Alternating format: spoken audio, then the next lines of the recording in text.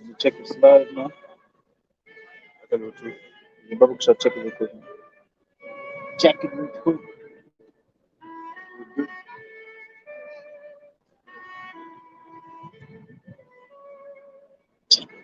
It's good.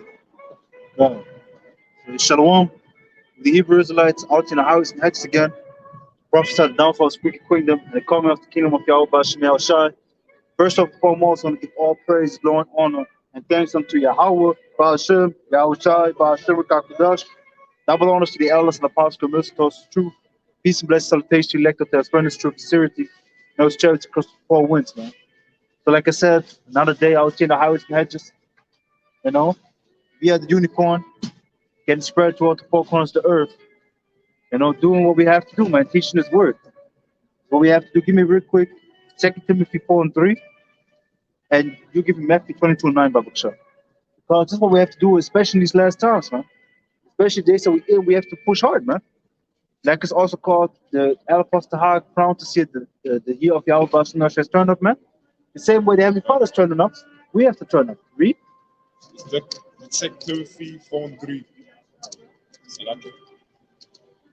For the time will come when they will not endure. That's okay. Verse 2, 4:2. 2 Timothy 4:2. Preach the word, be and stand in season, out of season, reprove, rebuke, exhort with all long suffering and doctrine. Exactly. So that's what we have to do, man. With patience, teach our people. With patience, bring out this word, man. In season and out of season. Doesn't matter which condition it is, we have to still go out. And you saw, for example, the last week, the Elder Apostles, because I think on Saturday was a heavy winter storm or blizzard or something. So they went in the inside on Sunday and made the light camp there, man. You know, had life lesson there. So we have our ways to still preach this word of Yahweh Shemel Shai, man. And it's how we have to do always, man. You shouldn't let anything hold you back from teaching His word, because the Lord said this. Give me this, Matthew. Matthew 21 and 22 and 9. 22 and 9. Yeah. Go ye therefore into the highways, and as many as ye shall find, bid to the marriage. Exactly. So we should go on the highways and bid as many as we find to the marriage, man. We should bid them all to the marriage that should come in from Yahweh Shemel Shai, man. You know? Because God, give me real quick Ephesians chapter 2 and start verse 8. And you give me 2 Timothy 2:1 real quick. Because we are out here to seal the elect, man. We are only out here for the elect, for the men that are faithful of Yahweh Shemel Shai, or is faithful to Yahweh Shemel Shai, and are worthy to receive His word, man. Because His word is not for everybody, you know. Because you think like, yeah, everybody that hears His word should come in the truth. No. First and foremost, only for the nation of Israel, and second off, it's only for the elect. Starting with the elect from the nation of Israel. Because the whole nation of Israel should come to the truth, where the wicked of our people should die, where the truth is going to die, man. No, it's only for them that are called and chose from the beginning, man. Got it? Yeah. Read about it. Ephesians 2:3. Among 2 and 8. 2 and 8. 2 and 8. 15. For by grace are you saved through faith, Uh-huh. and that not of yourselves. It is the gift of power. See? So we are saved through grace, you know, because we believe in the grace of Yahweh Shemel Shai. And this is ourselves from the Heavenly Father. Keep on reading. And it's like, and this is the main thing that you have to understand, man. We are saved by grace, not of our works. Of course, we show our faith through all the works, but ultimately, our works can outdo the sins and the transgression and wrongdoing that we do daily, man, and our past lives, you know, and in the time that we go before the truth. But we are under grace through Yahweh Shai, man. So keep on reading. Verse 9. Not of works, Yeah. lest any man should boast. See, not of works that any man should boast, man. Because if it would be of works, people would say, for example, there would be a law to keep the Sabbath 100 times perfectly, you're going to make it to the kingdom. People would be like, after 100 times, like, see, I made it, man. I made it. But it's not of us, man. It's of the Heavenly Father. That's why He put us in the situation that we're in, man. We can't deliver ourselves, man. Read. Verse 10. For we are His workmanship, Uh-huh. created in Mashiach Yahushua, unto good works which Yahweh hath before ordained See? that we should walk in them. See, the Heavenly Father has ordained that we should walk in them. So everything that we do, everything that happens on this planet Earth is preordained, man. Before time it was written down. Hey, goodbye, give me the book of 2nd Ezra, chapter 9, verse 5. And you read your precept. You know? Because we have to understand it's not of us, it's of the Heavenly Father who puts us in this way. He puts us in this way that we're walking because the works that we do are preordained, man.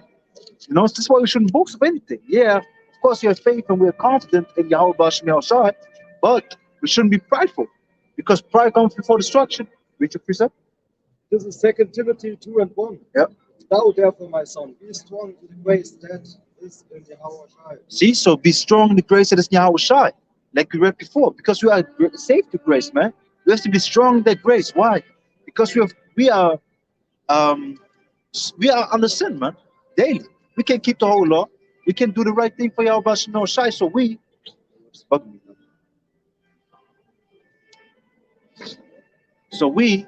as men of Yahweh Bashmi Al-Shai, have to be strong in the grace that we have received through Yahweh Shai, man.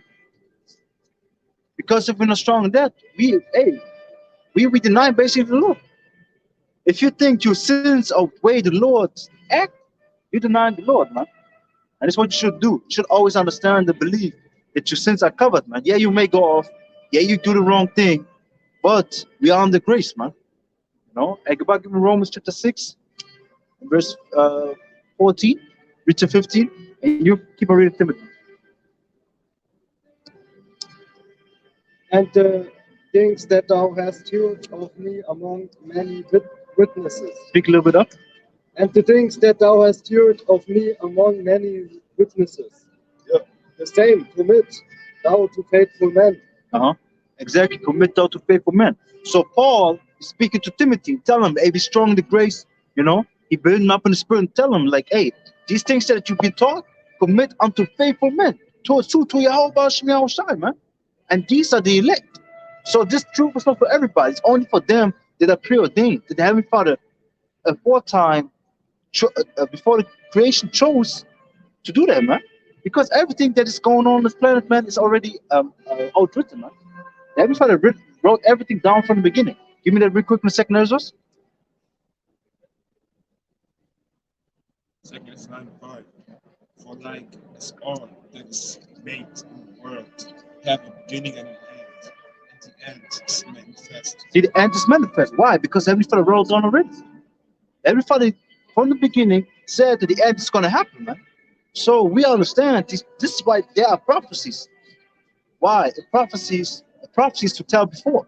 So if you tell something before it happens, you're a prophet. And this is what we're doing. So we see in the structure come, we see in the MOTB, which is the mark of the beast, which is the RFID is coming closer, and we see World War III happen, coming closer, and we see how Shai's return coming closer, man. So we see all these things happen. Why? Because Heavenly Father is spoken from the beginning. Keep on reading. Verse 10. No, verse 6. What's verse 5? Even so, the times also of the highest have plain beginnings, and wonders, and powerful works, and endings, and effects, and signs. See? So the signs show the end. This somebody real quick jump to Matthew 24 and verse 3. Real quick. Jump real quick to Matthew 24 and 3. Because this is what the disciples asked Yahweh Shai. You have somebody got it? Whoever got to read it.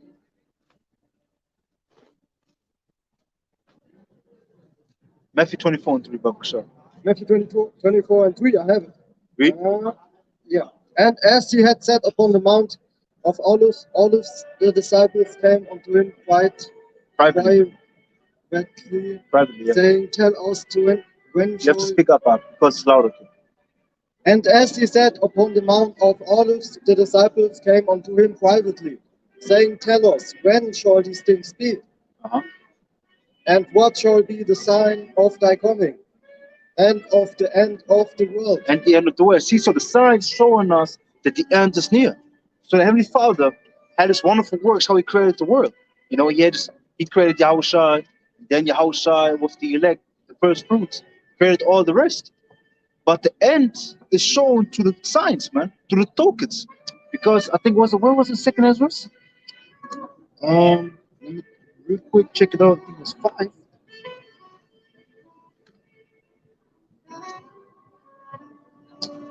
Yeah. But the Heavenly Father giving us signs that we see that the end is near, man. And this is why you see the mark of the beast coming closer. This is why you see World War III is brewing up. But what you have to understand is the World War III won't happen before the mark of the beast, not before the mark of the beast is established, man. Because first mark, the hour of temptation is going to come, then World War III, and then while World War III is going on, Yahushua going to crack the skies, and while they fight against each other, they're going to fight against the Lord Yahushua, man.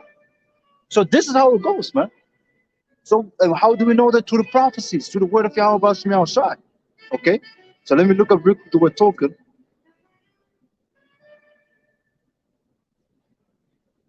So like, wait for 1 second.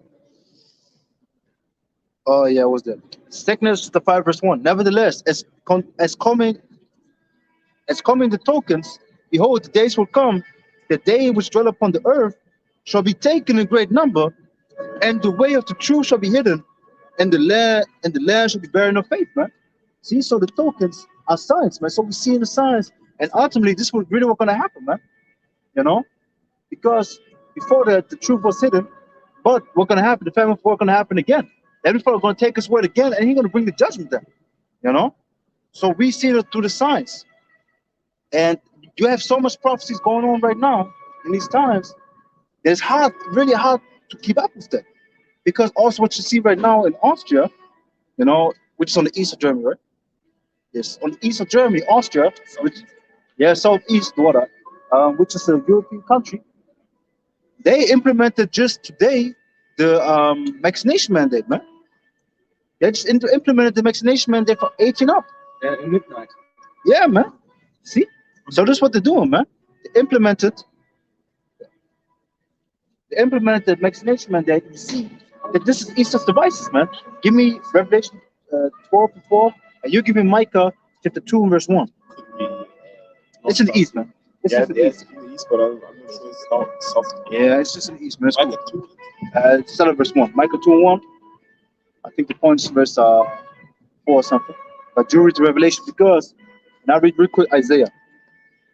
Because this is what we have, man. This is what we have. The Heavenly Father is putting the spirit upon Esau to try to establish his what is it called? Establishes his will, man. But he's gonna fail before that. So let me read that real quick. This is Isaiah chapter 10, verse 1. It says, woe unto them that decree unrighteous decrees, and that write grievousness which they have prescribed. Yeah, because they write unrighteous laws. Force somebody to take some Jews which won't even protect them or help them, to go against the Lord, the way of Yahweh Shai, is wickedness, man. You know, this is why destruction unto them. Because they want to establish their own law, even though they know the law of the Heavenly Father. These elites know the law of the Heavenly Father, but they 100% go against it. Why? Because they serve wickedness, man, and not righteousness. So give me the Revelation. Babakshah. Revelation 12 and 12. Yep, yep. Therefore rejoice, ye heavens, and ye that dwell in them. Woe to the inhabitants of the earth and of the sea, for the devil is come down unto you, having great wrath, because he know that he had but a short time. Exactly. And that's the thing, man. He knows it is but a short time, so he comes down with the great wrath. So he comes with his mandates. But the funny thing on the other side is, you see a lot of countries relaxing. Denmark, Switzerland, Finland, even in Germany, they're talking about the vaccination mandate for the healthcare workers, which is going to come in March. But they want to even still let the unvaccinated people work. Why? Because they have a lack of workers. And then they still push the the all around vaccination mandate even further back. Schedule back. Yeah, they schedule it back. What? They schedule it back. But nevertheless, man, you see that they want to bring up the confusion in. Because now countries want to bring the treat the virus as a flu, but then you have other countries like, no, man, you know, they have to get the juice. Why? Because they want to bring more trauma. They want to bring more up under the people. Because now think about these people in Austria. They're like looking at the situation like, what the fuck is this, man? So Germany is easing up, Denmark is easing up, Finland, Switzerland, all these countries are easing up, but we now have to get the juice. Fuck out of here, man. People are gonna go crazy. You know, I can really see it that to that, more storm are gonna come. And it's just also what is it called? Just the east before the storm comes. It's just what it is. They might come right now with the. Give me real quick. First Thessalonians chapter 5. Hold that what you have. Give me First Thessalonians chapter 5. You can drop the second Ezra chapter 9. So it's done. It's something of Romans, so 6:14. Oh yeah. Yeah, you can drop that off really fast. I was gonna make it really late. Thessalonians? First Thessalonians chapter 5 and start verse 1. Real quick. Because they're bringing peace. But something else is gonna come soon, man.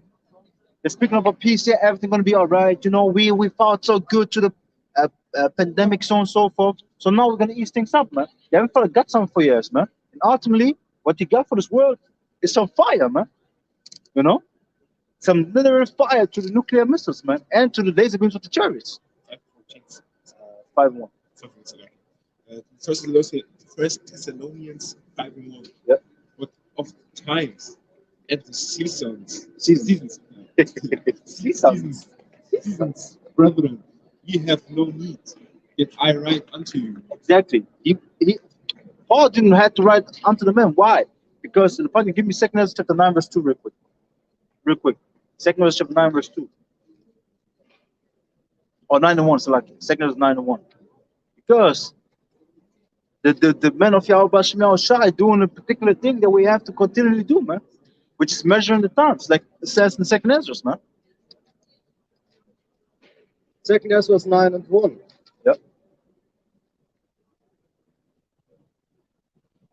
He answered me then and said, measure thou the time diligently in itself. And when thou see it, measure thou the time diligently in itself. How do you measure the times? You look at the events of the world and line up with the prophecies. Like we have right now. We see it. That Easter comes down with the great wrath because you know if it is but a short time. This is why it comes with all these rules, all these mandates. Because you want to execute the enterprise, man. You want to establish this new world order. And what is this motto? What is the slogan? Order up chaos, which is order out of chaos. So he want to bring the chaos and then step in the ruler. Boom. See? Now bring peace again. This ain't happening. You know, because the scripture speak against it. We're going to get it in a second. But read. And when thou seest part of the signs past, which I have told thee before, then shalt thou understand that it is the very same time when the highest will begin to visit the world which he made. Keep on reading. Therefore, when there shall be seen earthquakes and uproars of the people in the world. See, when there's seen earthquakes and uproars of the people in the world, you have uproars everywhere.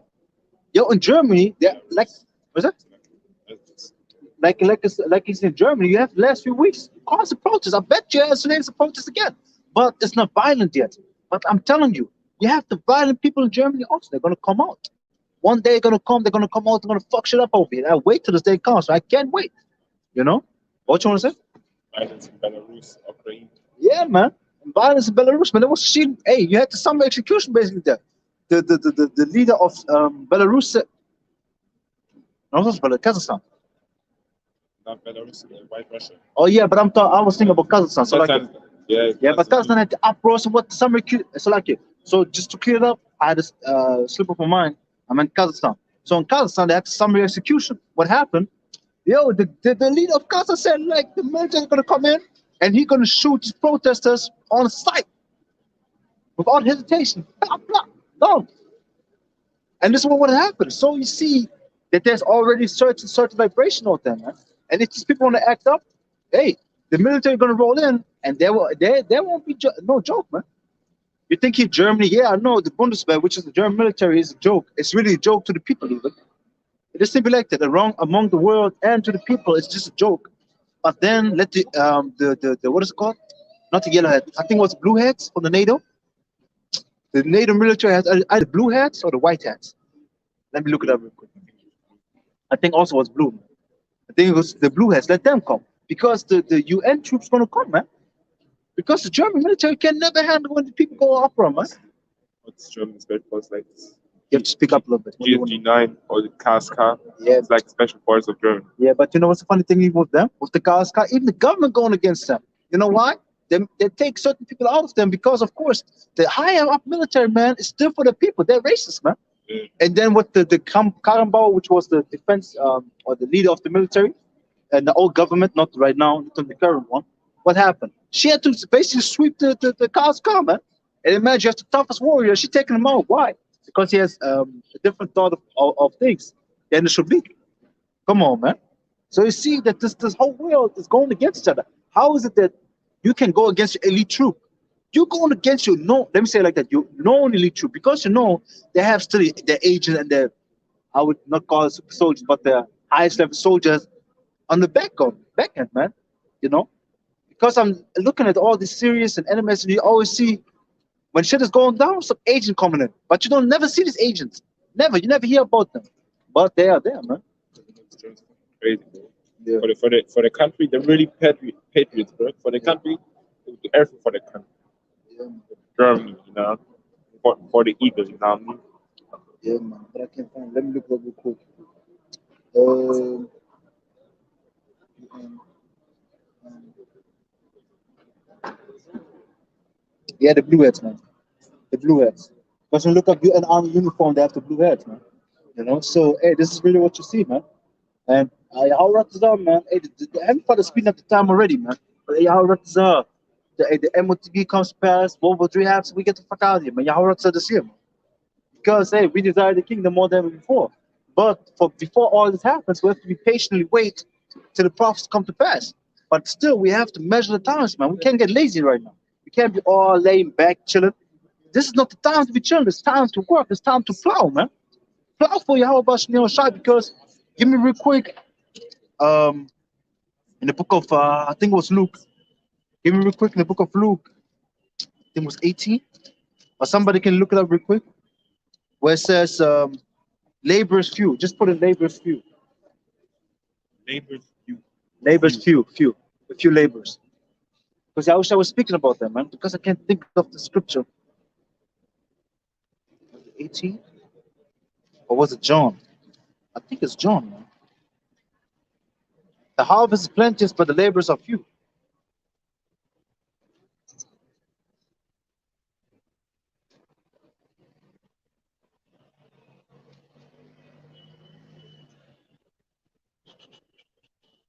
Yeah, man, because hey, like I said, Neighbors, LABORS, right? yeah, laborers. Just put in labor without the S. Where you at? In the blue letter or the other app? Don't look it up in the blue letter. Blue letter, you won't find this. You have to exactly word it. Okay. Yeah, wait, let me look it up also.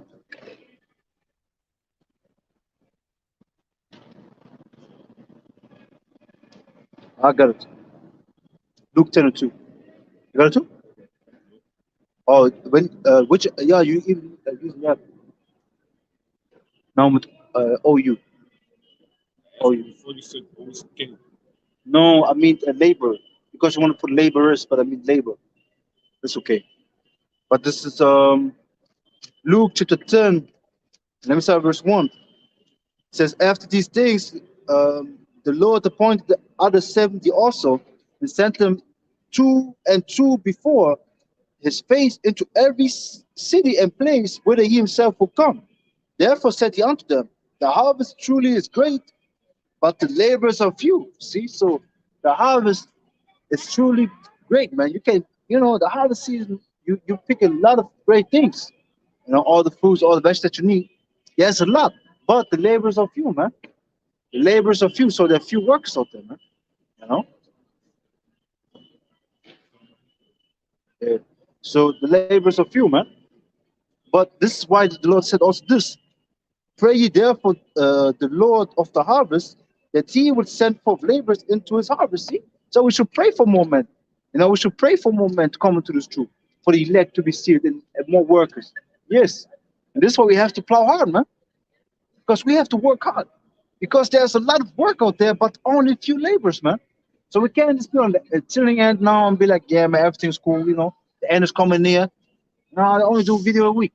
Oh, I only do 2 videos a week. No, man. Like other parts of the house said, the spirit should be every day a video. Why? He referring to Hebrews chapter 4. Let me get there real quick. I think it was Hebrews chapter 4. Yeah, Hebrews chapter 4 and verse 13. But exhort one another daily. So he referring to that. He like, yo, exhort one another daily. And how do you exhort one another? Which means encourage through these videos, man. Through these videos, we encourage and build up one another. And this is really what we have to do. in the spirit daily. But of course, man, everybody has their own portion, and not everybody can push out the video every day, man. But stick to the 3 videos, man. Build up from that. Try to reach the 3 videos, and then build up. Make it 4, make it 5, and continually try to improve yourself, man. Because you want to get lazy right now, man, it looks not good for you. Let me say it like that, man. Because give me Revelation 3:15, Robert Shaw. Give me that. I know you got still the first Thessalonians going to read that after. Revelation 3:15. And you give me Proverbs chapter 20, verse 4. So Revelation 3:15. Yeah. I know thy works, that thou art neither cold nor hot. Yep. How would thou works cold or hot? See, so Yahushua is speaking to one of the 7 churches. I think, can you read verse 1? Oh, shit. Sure. I can read subtitle there. It even says the message to Laodicea. Laodicea. So to the church of the Laodiceans, okay? So, no, you don't need to read it. I just wanted to have the church. So he's saying to them, like, I know your works, man. I know your works. I know what you're doing. That thou art neither cold nor hot. That you're not 100% in the truth, 100% out. That you're not going 100. But he would work them cold or hot. What does it mean? You rather have them 100% in or 100% out, not half stepping, man. And that's why I say, man, if you think like, hey, yeah, man, just lay back, you know, do a little bit here and there, that's not the spirit to be in, man. The spirit is to be on fire, man. To be on fire for this truth. Give me real quick Romans chapter 12, verse 11. Read. Verse 16. So then, because thou art Lord, Yeah. it neither cold nor hot, I will speak thee out of my mouth. Exactly, man. So the Lord gonna spew it out of his mouth, man. So because you don't want to push hard for him, man, you're gonna toss your way and take the knowledge, wisdom, and understanding out of you. Why? When you're supper with the Lord, you're eating with the Lord, right? He's feeding you. Because jump to verse 20. Verse 20. Behold, I stand at the door and knock. If any man hear my voice and open the door, I will come in to him and will sup with him. Exactly. So and he with me. So if you hear this word, actually outside is knocking at your door. Because let me read it real quick because I gave the brothers a lot of precept.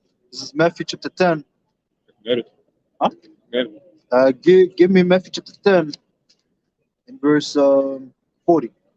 Give me that real quick. Matthew 10 to 40. Because you have to understand, man, when we speak this word, actually how Shai is speaking to you, man. You know? Because we speak his word. We're not speaking out of our mouth. We speak the word of Yahweh Bashmi Shai. 10, 40. 40. 40. 50. Like the brother from Holland would say, 50. Matthew 10, 40. He that receiveth you, receiveth me.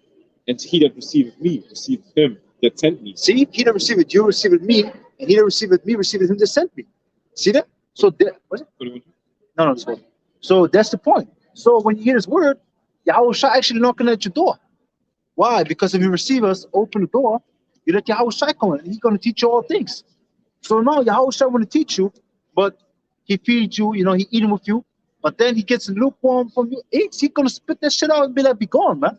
He's going to spit you out of the truth and going to take the knowledge of understanding from you and take your talents that you have and give it to another brother.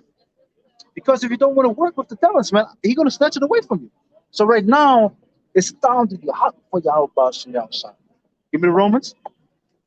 Romans 12 and 12. 11. 11 and 12. Now Romans 12 and 11. Romans 12 and 11. Yeah. Not slothful in business. Like it's understand. Verse 10. Be kindly,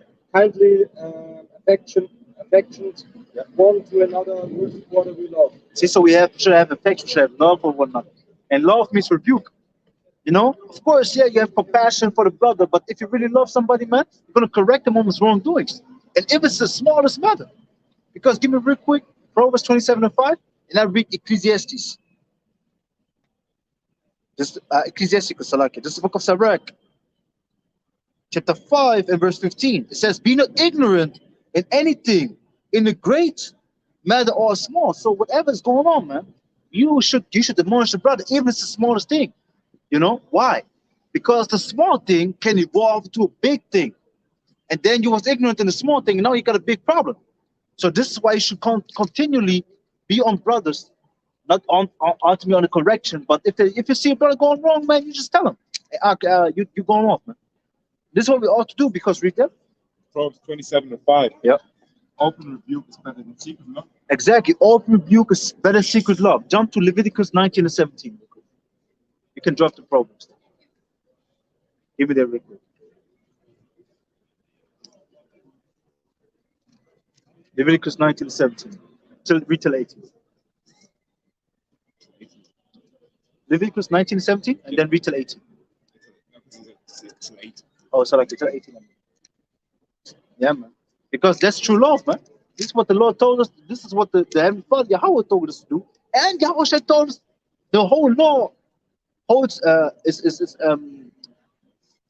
hanging on these two things: love the Lord, the God, of all their heart, of all their soul, of all their mind, rough paraphrasing, and love the neighbor as themselves, man. And where you got it from? From the law, man. Read it. Leviticus 19 and 17. Uh-huh. Thou shalt not hate thy brother Uh-huh. in thine heart. Yep. Thou shalt in any wise rebuke thy neighbor, See, not suffer sin upon him. in any wise rebuke their neighbor and not suffer sin upon him. When their brother going off, you should be honest as man.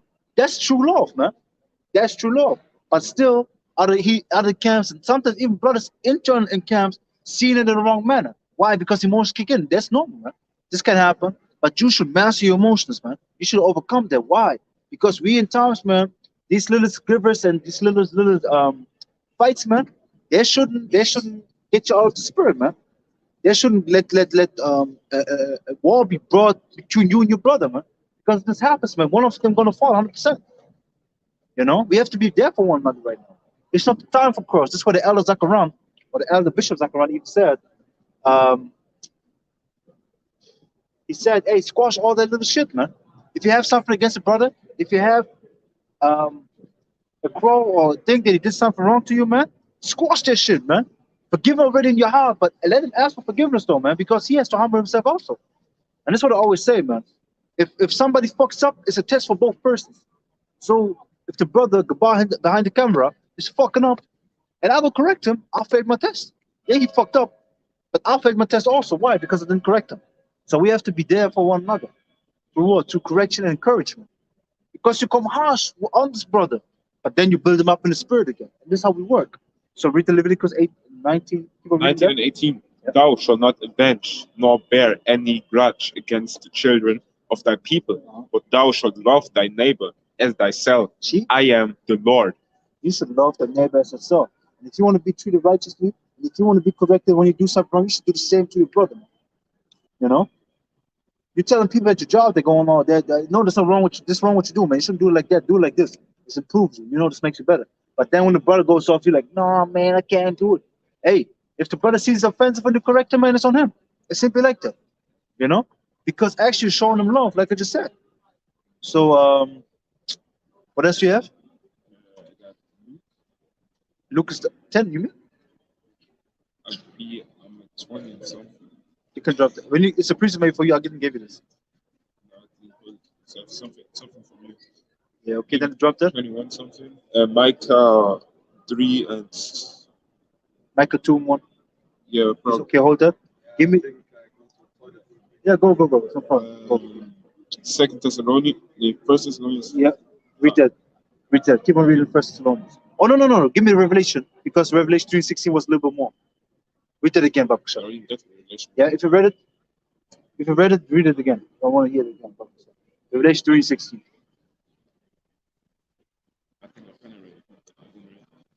Because it jumped to verse 20, remember? Where it said the Lord suffered. Yeah. Revelation 3 and 17. Because thou sayest 60. So then, because thou art lukewarm and eat neither cold nor hot, I will spew thee out of my mouth. Exactly. Read. Because thou sayest, I'm rich and increased with goods, and have need of nothing, and knowest not that thou art wretched and miserable and poor and blind and naked. Exactly, man. Because you are without the Lord, man. Yeah, you might have all these riches in the world, but you are spiritually naked, man. Ultimately, you're going to be found naked, going to be put to death, man. Because what does the scripture say in Matthew? Let me get there real quick. Matthew chapter 22. What we read earlier, the same chapter. Matthew chapter 22 and verse 10 and verse 11. It says, and when the king came in to see the guests, he saw there a man which had not on a wedding garment. And what does this represent? He was without the truth. He was without the knowledge and understanding of Yahweh Shemel Shai, man. What does he say? And he said unto him, Friend, how camest thou in hither, not having a wedding garment? And he was speechless. That was confounded. Okay? Just put to shame, actually. Then said the king to the servant, Bind him hand and foot, and take him away, and cast him into outer darkness. There shall be weeping and gnashing of teeth. Yes. Because if you don't go with the truth, man, you're going to get destroyed, man. You know what it means to be cast out in outer darkness, man? You don't see shit, man. You bind hand and foot, man. Hey, you're going to be dead, man. You can't do shit. You don't see anything, and you can't move anywhere. Why? Because you bind, man. That's what's going to happen to you. You know? You're going to be left out there. You're going to be destroyed. So you have to get your wedding garment. Give me real quick, Sirach, chapter 27 and 9. I think it was 27. Sirach 27 and 8. 27 and 8. Give me that real quick. Let me check.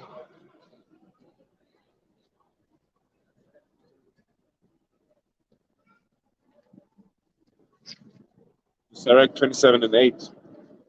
If thou followest righteousness, thou shalt obtain her, and put her on as a glorious long robe. See? So if you follow righteousness, if you follow the wisdom of Yahweh Shemel Shai, you're going to obtain her and put it on as with a glorious long robe. So the wedding garment is not just saying of Yahweh Shemel Shai. If you don't have them, man, you're going to be tossed out. Like in Matthew chapter 25, when it speaks about the 10 virgins. The five foolish virgins with all the oil were found slacking, man. Were found what is it called? Were found without the fire. Why? Because they didn't have enough oil to keep the fire burning. And what happened? They went to the cellars to buy it, and then it was too late. So you have to step up your game in these times, man. Especially right now, man. You know? Because Heavenly Father is about to sift people again. We're right before the Pesach again. It's 1 month to the Pesach. 1 month. So, hey, it's time to work out for Yahweh Shemel Shai. You know? So, this was done. So go back to the First Thessalonians.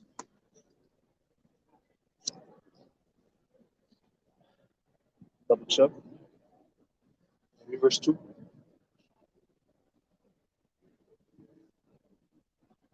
First Thessalonians 5 and 1. Maybe verse 2. We read one already. For yourselves know perfectly that the day of the Lord so cometh as a thief in the night. Exactly. So the day of the Lord will come deep in the night. That's why he said, I don't have to write unto you concerning the seasons. Why? Because you know already, and you're measuring the times, like we read before. So this is the spirit that we should be in. Diligently search the times, diligently work for Yahweh Shemel Shai, man. You know? And that's why I brought up before, man. We have to plow, man. You know, we have to work in the harvest, man. We have to get the things for Yahweh Shemel Shai done because we as husbandry. You know, we as let me get that real quick in 1 Corinthians. 1 Corinthians chapter 3,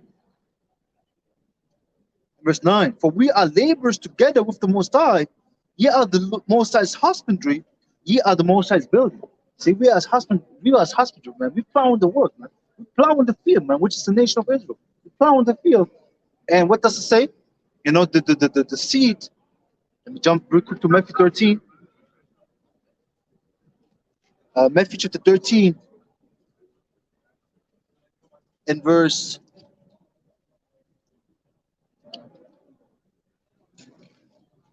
44. Again, the kingdom of heaven is like unto a treasure. No, it's not like it.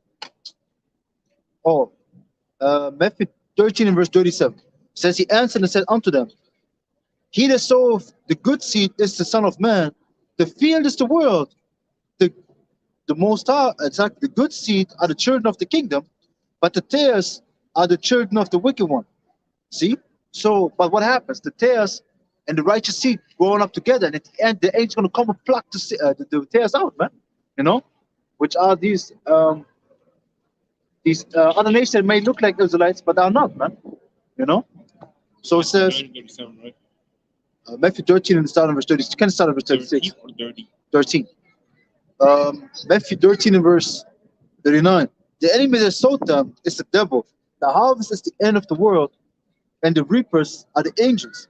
Therefore, and as therefore the tares are are gathered and burned to the fire, so shall it be in the end of this world, man. You know? So, yeah, so yeah, man. But this is what's gonna happen, man. In the end, hey, the angels gonna take these tares out and gonna throw them to the fire, man. That's what's gonna happen, man. So go back to the first Thessalonians because the point is verse 3. Man.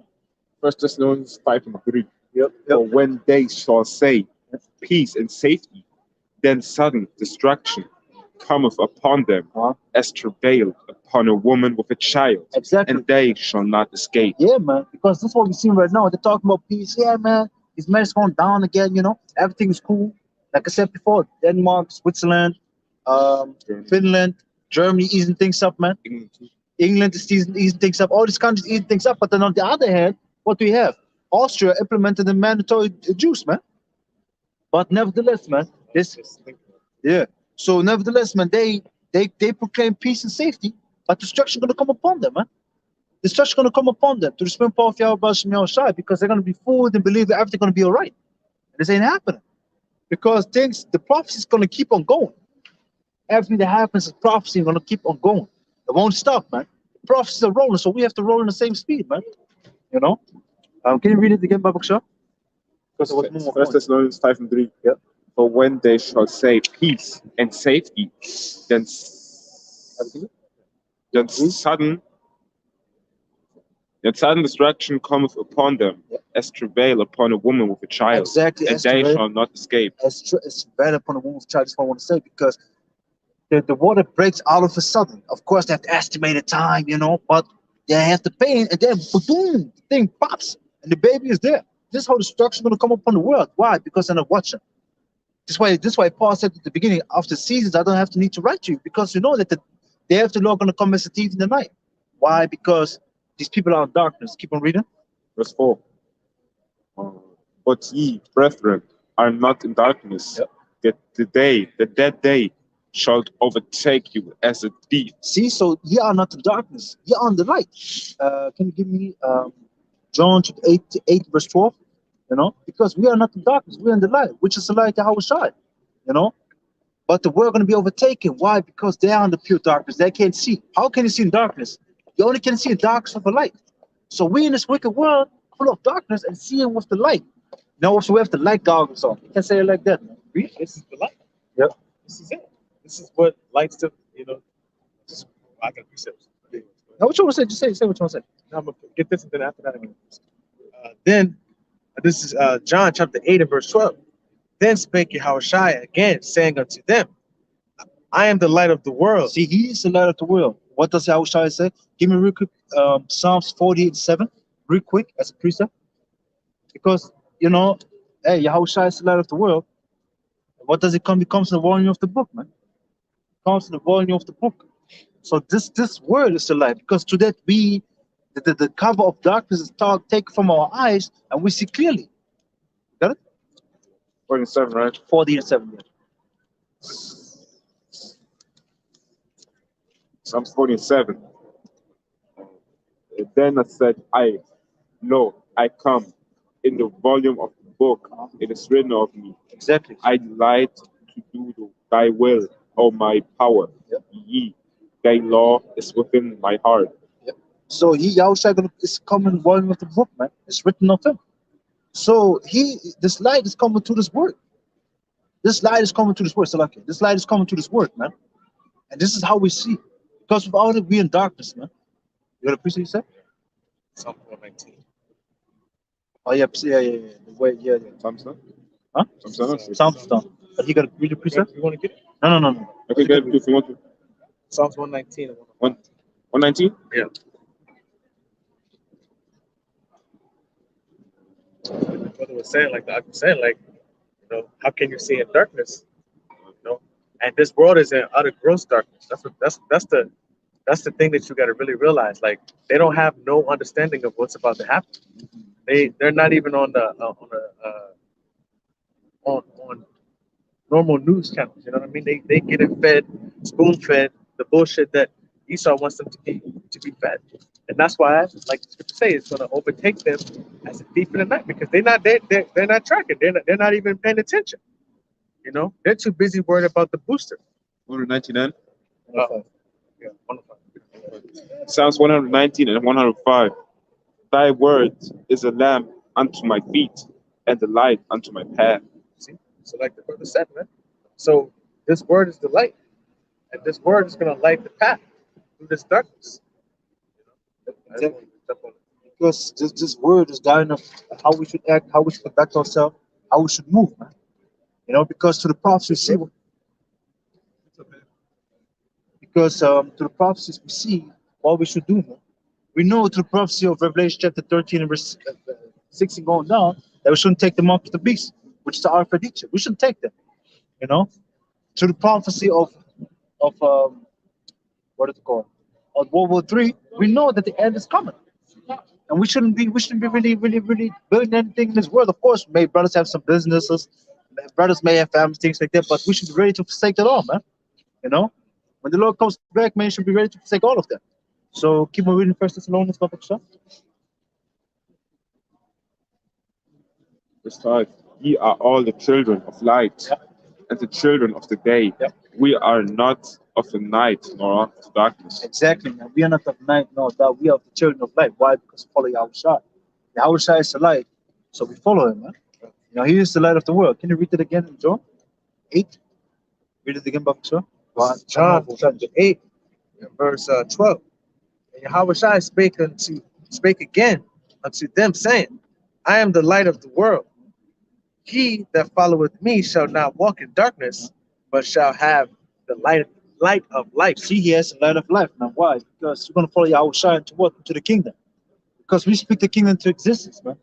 Like it says, hey, the kingdom, like scripture speak about, Israel was a people before it's a place, man. Same thing with the kingdom. The kingdom is the nation of Israel, starting with the elect. So we are people before a place, man. You know? So hey, we have to follow Yahushua to death, man. Because may soon death gonna come. But we have to be faithful and hold on to the light, or we're gonna fall into darkness, it's gonna be destroyed. You know? So you got something? Go ahead. Get a picture? The Thessalonians is done. Lepanya, what did you have again? I have nothing, pretty much. Okay, then give me the. I got the mic and I got the mic on. Yeah, then give me the mic. Start verse 2 and 1. Micah 2 and 1. The subtitle Wicked Deeds of the Rich. See, wicked deeds of the rich, man. This is what these people do in these days, man. Read. Woe to them that devise iniquity and work evil upon their beds when the morning is light. They practice it because it is in the power of their hand. Exactly, man. So they chilling in the bed thinking about, yeah, how we're going to destroy the Israelites tomorrow. And then when the morning's light, they're executed, man. And this is what you see with these people, man, because it really seems like sometimes these people are sleeping. Yes, they say like, yeah, man, no, C-19 is so bad, you know, we have to put harsh measures on them. All gonna get all dead. We're all gonna die. All gonna die. Then next day, oh yeah, you know, I was thinking about it yesterday. I think we should ease some measures. You know, we should come back to normality. Fucking confusion, man. What's it? It's overrated. Yeah, man. And you nutrition, man. Yeah, man, you do, man. Get you, man. So yeah, man. This is what you have, man. These people, um, are full of shit, man. They're really doing all kinds of wickedness, man. Hey, Lepani, give me Job chapter 9, verse 24. Real quick. Yeah, man. Get destroyed, man. I'm telling you. Fucking destroyed, man. All of them, man. The front one is a Batiman. I think the back one too, and the other one is They are body man. yeah, man. With the female, yeah, they're all of them. This is the Jamaican group from before. Remember, in the last summer, they were there also. And this is the thing, man. You see Jake, to finally see Jake from the city. What is this, them, man? They're fucking destroyed, man. They're fucking destroyed. Thinking there's something, man. I'm telling you, man. The nation of Israel is still nothing, man. This nation of Israel ain't shit. We ain't shit right now, but we're gonna be something in the kingdom, you know. It was kind of not in the same sentence, but I did find it. Yeah, keep on reading. I know, sorry, you got the Job, right? Read the Job. This is Job chapter 9 and 24. The earth is given into the hand of the wicked. He covered the faces of the judges thereof. If not, where and who is he? Exactly. We're speaking about Esau. Heavenly Father gave the world to Esau. And he covered the face of the judges thereof. It's talking about the Renaissance. Because the Renaissance, what did he do? He covered the face of the judge of the Israelites. You know? He painted exactly iconoclasm, which is the destroying of icons. So he painted the whole nation or the whole biblical people as white people, man. Yeah, burnt the books and things like that. Nazis did that too in Germany. Yeah. They took all the books, they like not confirmed by them, burnt that shit. Yeah, you know why? Because the winner writes history. It's his story, man. You know.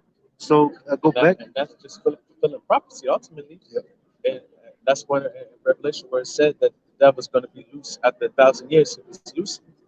So after 1,000 years, where the Israelites ruled Europe, the Lord took them down again, and thus let Esau come back into power. True. Right, and then when Esau came into power, he came with a fucking vengeance, man. He came with like the whole force. You know, I was just talking to somebody about the story about like the people was asking me a question about how Esau and Jacob, how did it all start, and what is the significance of that story? And that story shows you what we still play out today, the hatred between good and evil, man. And go ahead. Yeah, man. It's true. Because what you really see is at the end is the main two actors in this movie of Yahweh Bashmi Shah is Jacob and Esau, man. These other people are just other nations. Co-stars. Side characters. Yeah, they're just side characters, man. Because you have to understand, man. Yeah, the Hagarites had to come in, the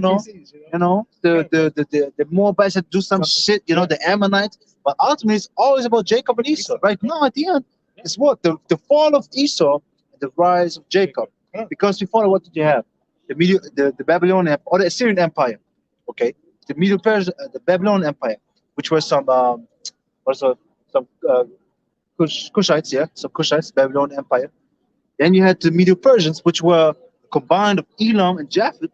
I always mixed up, but the Persians was Elam and Elamites. yeah, Elamites, and the Medes were the Japhites. So they had a combined rule. So you had them ruling. Then you had the Crackers ruling, man. Then the Crackers started ruling. The Greek Empire, then the Roman Empire. Now we're living in the right Roman Empire. And now, what's going to happen? The nation of Israel is going to rise to the top again, man.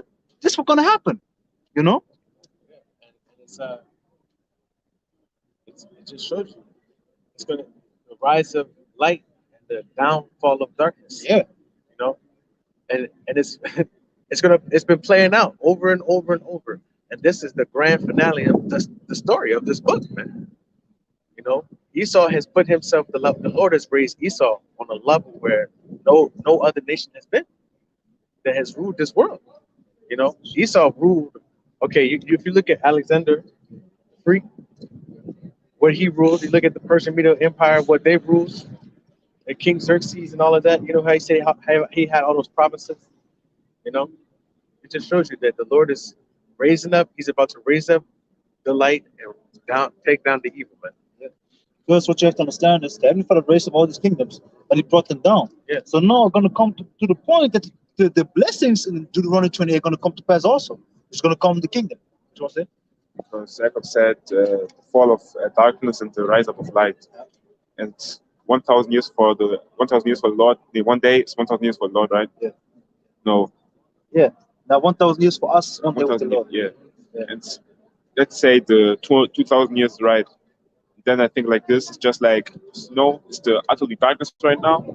Then turns to day, Jacob. Yeah, this is the thing, man. We really in the we right now actually entered into midnight in the morning. It's about to start, which is the kingdom. This is really what's going on.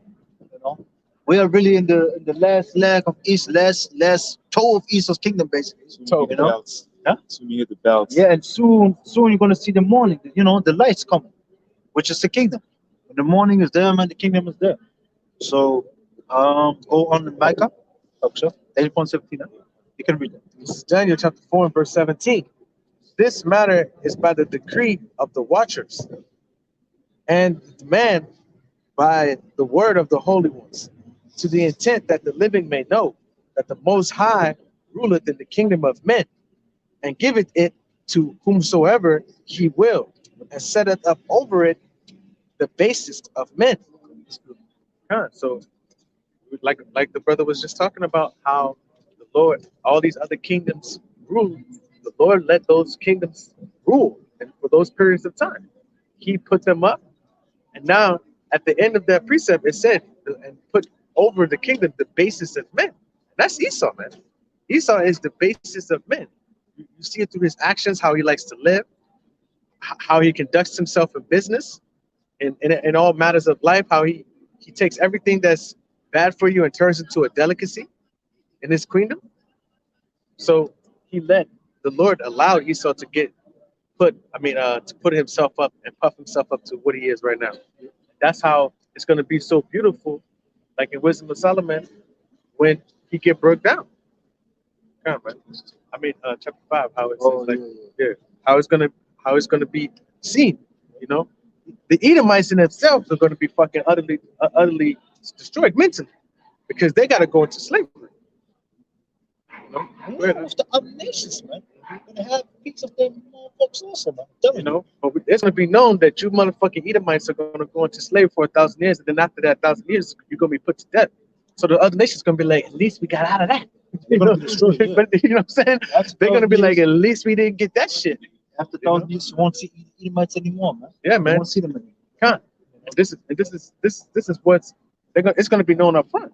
You know, it's going to be decreed among these nations what's going to happen and how Israel's going to conduct themselves, man. Go ahead, Art. So yeah, man. Keep on reading the Micah about the show. Micah 2:3. Therefore, thus saith the Lord, behold, against this family, who I devise an evil, from which ye shall not remove your necks. So like, can you read verse 2 again? Verse 2. And they covered fields and take them by violence. Yeah, I want to say And they covered fields and take them by violence, and houses and take them away. So they oppress a man and his house, even a man and his heritage. See? So this is what Esau did, man. You know, that's what he's doing until the day here, pressing us to put us down. You see a prime example of the cave piece right there, man. Man, Confusion, man. Sandals, man. Yeah, man, but got a big ass jacket on top, man. It makes no And sense. drinking Man. coffee. It makes no sense. So you see that Esau's upside down, man. Esau's confusion. But the point of the matter is, man, these people, you know, devising all the wickedness on the bed, man. They just think about how I can further this wickedness. How can I make it worse? And that's what you see with these measures, man. It's proven that all these measures are useless, man. More and more studies coming out that they say like, yeah, the lockdown was useless, masks are useless, so on and so forth. You know, there was even a video when he had the guy had mask on that he blowed or sneezed, and you saw all the germs coming off on all the sides out on the mask. Yeah. So it's full of shit, man. They said like, no, the mask protecting you. No. You know what they're doing? They're just giving you so much help to make you comply. And that's all they're doing, man. Exactly. They just give you so much help that you want to do everything to ease off that hell. But you have to understand, man, they're going to bring more chaos, man.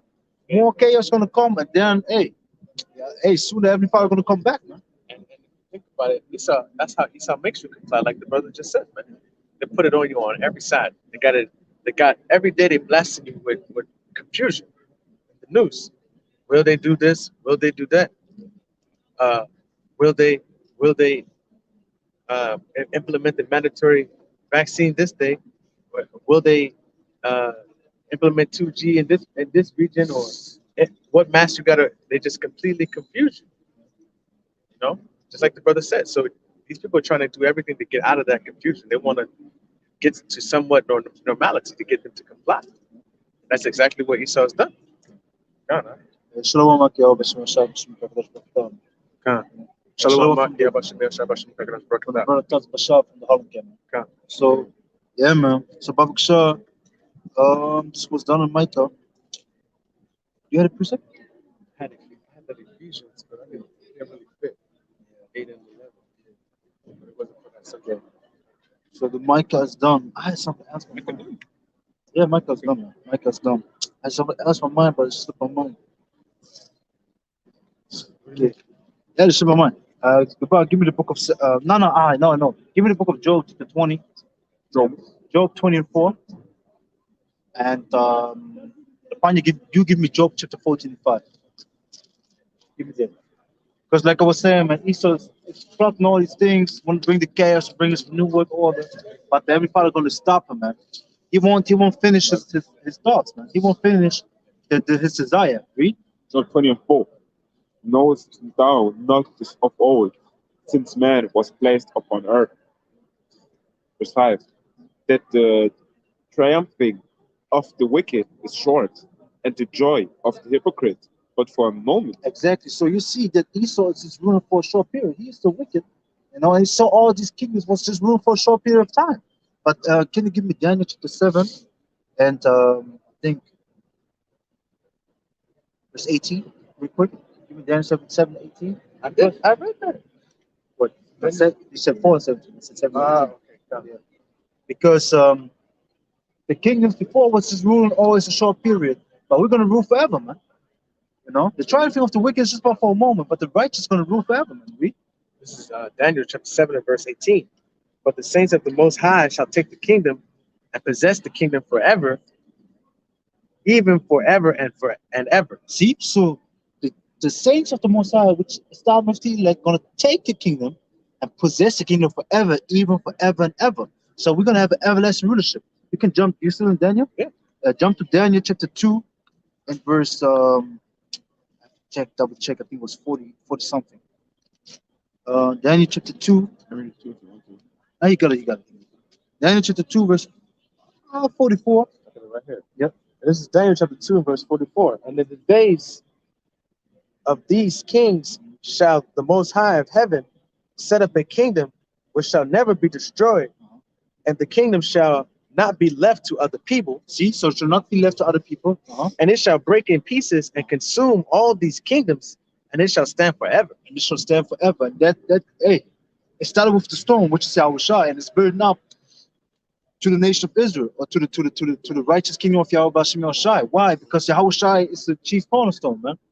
He's chief cornerstone, and upon that the whole nation is built, man. The righteous nation of Yahweh Bashem Yahushua. That's why I said we are people before a place. We are the kingdom, man. The kingdom gonna be manifest in that time, because like Daniel said, can you read it again? Because at the beginning it said you dropped it? Yeah. Oh, then let me read it. I got it right here. Because it said there, in the days of these kings shall the Most High of heaven set up a kingdom. See, so in the process of these kingdoms, the Heavenly Father set us up. He builds us up step by step, man. And now is the time where it really flourishes, man. Where we're really close to the kingdom, where we build up as a nation. Like I always say, or like our pastor always says, first and foremost, starting with the elect.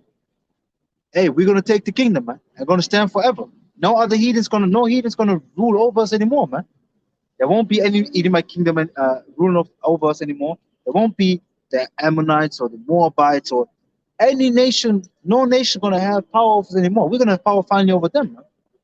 Because of course, after thousands years of slavery, these heathens gonna go to the land again. They're gonna be tributaries, yeah, but they're gonna be tributaries unto us, man, and we're gonna rule over them. That's the end of the story. That's the happy ending. We're gonna have a happy ending. Like they always say in the movies, like, yeah, man, this was a happy ending. We're gonna have that, man. It's gonna be the most AIDS. That when that day comes, man, it's gonna just be pure joy for us, man. So, keep on reading Job, Babak Shah. If you got something, just let me know. Huh? Verse 5. Verse 6, I like it.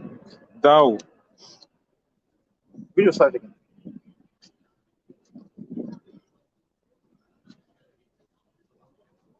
verse 5. That the triumphing of the wicked is short, and the joy of the hypocrite but for a moment. Though his excellency Yes. mount up to the heavens, and his head reach unto the clouds, yet he shall perish forever like his own dung. Exactly. So that's the thing, man. So though his glory and the worship of these people, put him so high that it even reaches to the heavens, he's gonna perish like his own dung, man. What happens with your dung? You sit on the fucking toilet, dung comes out, you flush through, splash is down, man, it's gone. You flush it down. You never think about this shit again. Only I don't want this no. But because I don't want it, because I was like this example is a little bit fucked up. But the dung gonna perish, and you won't think about it anymore, man. You You know? don't think about it when you Yeah. when you take a crap and you flush that toilet. You don't think about that poop. Only if it It's fucked you up, gone. man. Only if it Yeah. fucked you up. Only if it fucked you up. It's gonna go back like a nightmare, like Esau, man. Fire. Listen, man. If you have, like, It's spicy. diarrhea or shit. You know, yeah, like diarrhea or stuff, or you know, you ate some spicy shit, like, yo, man, this just destroyed me. Esau was spiciness. Exactly. Belly That's action. the thing, man. So Esau was, man. it came out through the spirit, but hey, like think about that nightmare poop, man. Yeah. You gotta think about Easter, man. Because keep on reading, man. Go ahead, Too read. brutal, it's too much nonsense. Yeah, man. It Too much burnt you, man. It burnt you. Read. Because Esau actually burned us, man. Burn the hell out. Yeah, man. He fucking with the shit up us. He gave us hell, man. And what they always say, like, hell is a fiery place on the earth. Yeah. Yo, this condition is hell, man. We are fucking burning. Why? Give me real quick. Lapan, give me Sirach chapter 2, verse 5. Give me that real quick. Real quick, Baba Shah. Because, man, we going through hell. We going through the fire. And what does happen? We get purified, man. You know? Sirach 2 and 5. Give me that.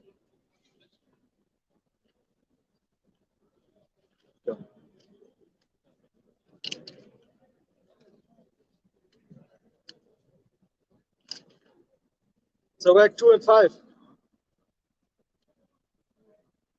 This is Sirach 2 and 5.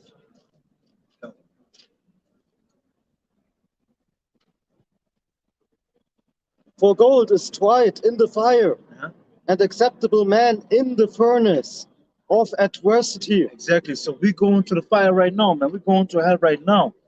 And this is the same thing, like, hey, you know, like we said before, Esau gave us his hell, man. You know, because he's the whipping stick of the Heavenly Father. You know? He really is, the Heavenly Father really used him to fuck us up, man. He bringing the hell upon us. But he gonna just be like at a fucked up poop, he gonna, you know, like nightmare about that, gonna be Esau, man. Because it's just gonna vanish. Keep on reading the Job, Papa Ksha. They which have seen him shall say, where is he? Yeah. He shall fly away as a dream and shall not be found. Yeah, he shall be chased away as a vision of the night. Exactly. He's just gonna be like a nightmare, like you in the kingdom, peace, joy, and happiness. Oh shit! Hey, I was nightmare, man. I was dreaming, man. I was dreaming that these crackers was rolling over us again, man. They was rolling over us again, man. This was the worst thing of my life, man. Shit. You're sweating. Hey, then you just praise the Lord. Hey, call him there, but she was sad, man. You know, because like, yo, man, it was a night. They're like, oh, what's on the night, man? What are y'all about to had us all. Yeah, man. And this is really what's going on, man. This is what's gonna happen to Esau. So he won't. Can you look up the word enterprise? Just look up the word enterprise, Bob Shop. And is it more to Etymology? No, just Blue letter? Blue letter, yeah. Yeah. Read verse 9. Bob Shop.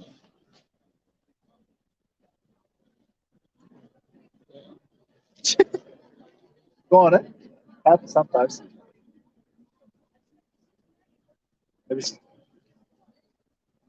Job 5 and 12. Eh? Really? Awesome book of Job. Beautiful. Yeah, we're gonna read that too. Where was it? I know exactly what you're talking about. As soon as I saw it. Job 20. It was Job 29. No, verse 9. You grabbed that? Job chapter 5 verse 12. I was just confused. I saw that because I was like Micah 2 and 2. Oh yeah. I was like, hey. If you don't know, just ask me again, man. But really, Job 20 and 9. Yeah. So like it for confusion. The eye also which saw him shall see him no more, neither shall his place any more behold him. Exactly, man. Because it's gonna be ultimately gonna be destroyed, man. You're gonna be away, man. So now, the Pana, give me Job chapter 14 verse 5. What I gave you before. And yeah, you got the and then Gabah, jump to Job chapter 20 verse 23. Yeah, man. Because hey, this is prophecy, man. Easter gonna be done away. It's a prophecy. It's gonna come to pass. He's gonna perish like his own dung. You don't think about this dung anymore. He's gonna be gone, man. Read that. This is Job chapter 14, verse 5. Seeing his days are determined, the number of his months are with thee. Thou hast appointed his bounds that he cannot pass. See, he do us the bounds, and he cannot pass. Every father set him up for a time to rule. And then he says, okay, all prophecies are done. Boom, he's the cut. He won't go further than that. Even though Esau want to establish his enterprise, he want to establish his dream, man, which is being as the Most High, being as God. But everybody gonna stop him, man. He's gonna even use his own weapon against him, man. He like, yeah, man, you know, I got the weapon right here. I got the nuclear missiles. I got them ready for China and Russia. Yo, the missiles gonna turn on your ass, man. Read the Job 5. You got a precept or read the precept? No, I mean the Job 5. You have the Job 5, right? Give me the precept. No, give me first read first. This is Obadiah, verse 4. Though thou exalt thyself as the eagle, and though thou set thy nest among the stars, thence will I bring thee down, saith the Lord. Exactly, like we said before. Let me read that in Job chapter 20, or read Job chapter 20 and verse 6 again. Because it's a perfect precept for that. Everybody's going to bring him down for excellence, even though he exalts himself as a star, even though he claims such great things about him. He's saying, like, yeah, man, I went to the moon back, man. But you can't do it right now anymore. 26. Yep. Thou, his excellence, mount up to the heavens, and his head reach unto the clouds. See? Those actually mount up to the heavens. Read the Obadiah again, Baba Ksha. This is Obadiah, verse 4. Though thou exalt thyself as the eagle, And though they exalt themselves the eagle. The eagle is the, I think if I remember right, it's the creature that flies the highest, man. apex predator. Yeah. And yo, I'm telling you, the eagle is freaking, hey, it's freaking looking powerful, man. Like a harpy eagle. You got different types of eagles. Yeah. And they are the kings of the air, pretty much. Yeah. And this is really what you see. I saw a video, like a small bird that the eagle can walk, boom, Rooted from the top, rooted from the air. boom. Yo, hey, And they got fucking eyes like a gun. Dude, Yeah, come man. yo, the eagle was walking. Yo, man, he looked like I'm gonna destroy all you motherfuckers, man. Y'all nothing, man. He was like really walking like, yo, where's my food? Yeah, go away, man. That's my shit. Yeah. And this is what Esau thinks he is, man. This is why you got the eagle always as a symbol, man. You know, as his what is it called? The English weapon. I don't know the weapon. What is it? It's Edward, his emblem, man. He's showing his emblem, like, yeah, man. I'm the eagle. That's why the Russians got it. That's why the Germans got it. French also. They have it on their. They have it on their. French got more like On their. You know when they go to the news podiums, Oh, and they have it on their the little flag standing. oh, okay, they got it there too. But they got a bird too. You see that the soccer bird. Oh yeah, then you got also what's it called? Of course, America, man. On top of America, man. America got that shit. But they even claim lions too. Yeah, man. Because soccer teams called 3 lions. Yeah, That's right. yeah. I was thinking about it too, man. This is good. France on there too. Yeah, but with the Rome structure, I was talking about you see Rome had the German, let me say the German Empire got no, not the German Empire. The German Empire. Yo, listen, man. That is the German Empire. Yeah, no, like the German. I don't want to say the name because it's probably gonna take down the name the video. But you know, yeah, we have to go up a little bit. I was said earlier. Yeah, the Nazis, man. Fuck it, we just said Nazis, man. Because I said it earlier already. Yeah, the Nazis. Because hey, you know the main man, Hitler. You know, he had the eagle too, man. Then you have Edom, you know, had it too. And America, hey, German has it too. Because Germany didn't let it go, man. From the Nazi Empire, they said like, we're gonna keep that shit, motherfucker. Why? Because they're still, even though these Germans, what is it called? Even though these Germans always want to act like, no, it was so bad what these people did, they're still prideful in them. And the true patriots, the true Germans, you know, the true Edomites, you know, they're prideful in that. Why? Because they was dominating for a certain period of time, man. You know? So yeah, man. Okay, that was done. Give me the Job 5 and 12, and then you give me Job 20:23. This is Job chapter 5 and verse 12. He disappointed the devices of the crafty. See, the Heavenly Father disappoints the device of the crafty, the water. So that their hands cannot perform their enterprise. See that's the spirit, man. See that the hands cannot perform the enterprise, man. Let's look up real quick the word enterprise. Man. You had it? Look it up, the word enterprise. Because hey, these Edomites won't execute the enterprise, man. You know, they won't fulfill their will. Everybody's gonna stop them right before that. They think like, yeah, man. So you have the uproars, you know, you have these measurements upon them. We're gonna have a solution. This shit. And today we're gonna be God above them, you know, and gonna rule. The Hebrew is That was Shaya. That was Shaya. That was yeah. That was Shaya. So it says wrong. Yeah. Yeah. Yeah. This is the not the, this is what how they pronounce it. But it's in the Hebrew, Paleo Hebrew. That was Shaya. See it right there. Was that was Shaya. That was Shaya. It goes into wisdom, Yeah. sound knowledge, success, See? sound or efficient wisdom, abiding success, sound or efficient wisdom, abiding success. The Can- effect of sound wisdom. Can you look it up the etymology? Come. Because they won't, like I said, they won't perform the plan. This is what it means. They won't perform the plan. They're gonna be stopped right before them. Flip off y'all about Shmuel Shine. Yeah, man. And this is the time they live in, man. Because these people really think this kingdom, they have no hope, man. They have without the hope in the world, like we was before too. You know, because we have the kingdom as a hope now, but these people thinking this is the kingdom, man.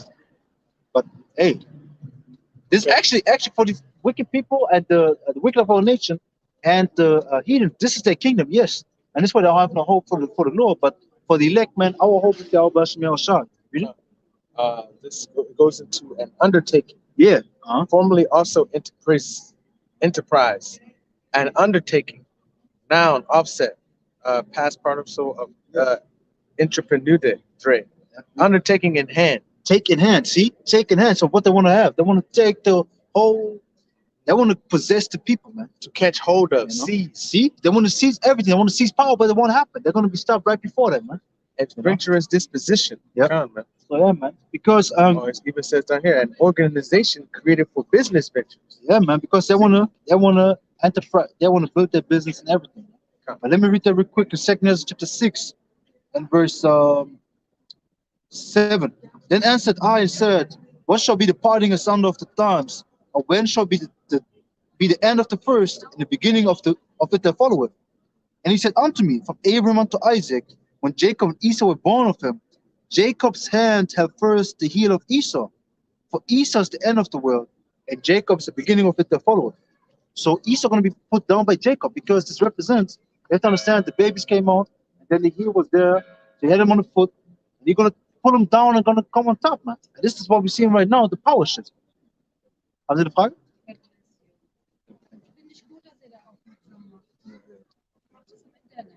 Okay. So yeah, man. So give me the Job 2023. Give me that real quick. Also, nice stuff. Oh, then read the precept first. No, I mean, it goes off, but just finish what you're saying after that. And it's just attention seeking, man. Doing the same thing with the women. I want to tell her, like, I want to jump. The spirit want to jump, like, you're not supposed to teach. But I was like, leave it. Read the precept. Read the verse. Yeah, she came quick on the brother. Like, but always like, he does see with the back, but he feels the spirit. They're like this, dude. Right next to him, like this. So I'm kind of from the shit. Fucked up, man. But read about shit. Job 2023. When he is about to fill his belly, Yahweh shall cast a fury of his wrath upon him, and shall rain it upon him while he is eating. Okay, you have to read it again because I want to make a point for what I just said. Because you have wait, hold on. Because you have to understand, these people just rolling up on the brothers from behind, but nothing happens to them. Why? Because Heavenly Father's protecting us, man. And that's really what you see, man. The Heavenly Father's continually protecting us, man. People rolling up, want to talk shit, want to do their nonsense. Even her, man, she could just, you know, pull out a gun or a knife, step up and be gone, man. Exactly, and just pull it here. But we are protected by the Lord, man. Just wanted to make that point, but read it again. Job 20 and 23. Yep. When he is about to fill his belly, Yahweh shall cast fury of his wrath upon him, and shall rain it upon him while he is eating. See, so while he's about to fill his belly, while he's about to implement this new world order, it's, you know, bring out the mark of the beast, you know, have it, and let everybody take it. Hey, the mist is going to rain upon him, and the destruction is going to come upon him. And give me Isaiah chapter 9, verse 6. Yeah. Yeah, you can take the thing off. It's 100%. You can take the power, man. Just put it in my pocket. Yeah, just put it in the pocket. What you want to say? I just leave it. It's written while he's eating, and you have to think about it. What is when you eat in comfort? You're not expecting any things to happen. You have to think like this. First, I was cooking, was preparing everything, cooking. And now you're like, yeah, now I'm going to eat my delicious food, man. He started cooking, but I'm eating. Yeah, man, I made it. But it won't happen, man. For him, you're going to be destroyed while he's eating, man. So, Finish that? yeah, finish it. You got to precept? It's Obadiah chapter 15, verse 15. For the day of the Lord is near upon all the heathen. As thou hast done, it shall be done unto thee. Thy reward shall return upon thine own head. For as ye have drunk upon my holy mountain, so shall all the heathen drink continually. Yeah, they shall drink, and they shall swallow down, and they shall be as though they had not been. So just like the brother was saying, the things, the utter destruction that's about to come upon these nations, it's going to take them. They can't avoid it. It's already been prophesied. And we're at the point where the Lord is starting to implement certain things where Esau is about to just kick the shit in, and then the Lord is going to return. Man. They're going to implement that. I don't know how to say it, the snake bite. That snake bite. Snake bite? Yeah, that's what the elder said. Yeah, she was just but just focus on this theme. I Yeah, man, man. She was whispering out of that, Yeah, no. She was coming up. Yeah, she picked Yeah. out of there. Listen, this is demon, man. Yeah, of course. She came up to us like this, walking, talking. So also, then she was like quiet. Then she started talking I again. felt the whole it just changed the whole. Especially with the Kicking. Yeah, with the kicking. Like You this. hear the gunshot. Yeah, just watch out for that too, man. A lot of demons out there, man. Yeah, there's demons out here, man. Yeah, but stinking too, man. Hey, this is crazy, man. But It's beautiful because we just said. Let's just go into something because we just said Reflect by the Lord. we're protected. See, we're protected. everybody just gives. It's Give us often an what example. happens. Right Yeah, man. example right there, man. Yeah, man. Demon could just jump. She even thought. She even came. And wanted to say something, but no, man. And you Yeah, feel the energy. Yeah. I feel the energy is different over there. It's just you can see that those entities are on these people day to day. They're on these people day to day, man. Yeah, it's on these people day to day. See, and to think they have to deal with that shit. Let's get that. I was just about to talk about that. Let's get that. Yeah, let's get that right quick, man. It's in Matthew. And Mark also and Luke too, isn't it? There it goes. Hey, it's crazy. Three-legged dog. You see the dog with 3 legs? 5 in 1951. There's someone in Mark. Yeah. 5. You have to look it up, man. Normally I know.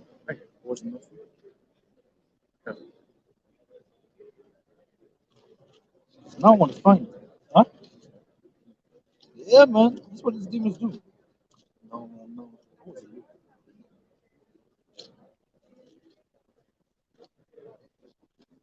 That's what you have to deal with this truth, man.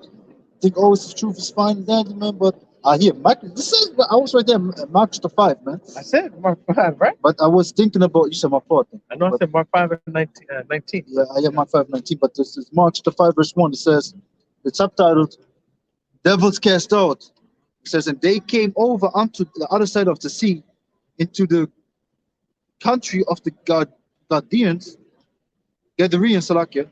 It says, and when he was come out of the ship, immediately they met him out of the tombs, a man with an unclean spirit. So this dude that came out, he came out of the graveyard, man. He came out of the tombs where people get buried. He came out and and he ran up on Yahweh Shai, man. It says, verse 3, who had his dwelling among the tombs, and no man could bind them, no, not with chains. No man could control him, man. He was wild. Go ahead. He was powerful, man. Yeah, he was strong as hell. Go ahead. Because you have to understand, man, they weren't like easy chains. Some big iron chains upon this dude. He just broke that shit. Like in One Piece, man. I don't know if some brothers watch anime. When you watch One Piece, what happened there? Ruffy was on like on the island of, I think his name was Modera or something like that. So what happened is Ruffy took in demons, man. He was among the tombs, took in the spirits. So what happened? He got super buff and powerful, man. He had like a level like 1,000. And he was looking like a dead person. Like, because this Mutera was collecting spirits and killing them. This was spirits of wrath. He took it in them to get stronger. His power was to collect. No. He not. I don't want to go too deep in it because it brings confusion. Because then you have to explain the whole thing. Yeah. But the point of the matter is, just this: that he summoned the spirit, he just soaked up spirits and got to that stronger, man. Yeah. They showed that they're right in the enemy. Why? Because they got it from the scriptures. It's the same thing here because it's the demons on the left hand side enable or give people power. Like for example, this magician, what is it called? Dynamo. This motherfucker was walking a freaking wall, man. He was walking up a building or walking down a building. Like in real life. Yeah, real life, man. It was no joke. Why? Because he had the demons upon him helping him. And this what you that's why you have these entities. You know what we have on the right hand side from Yahweh Shemel Shai, they pray to demons and ultimately to Satan to get the power on the left hand side, man. You know?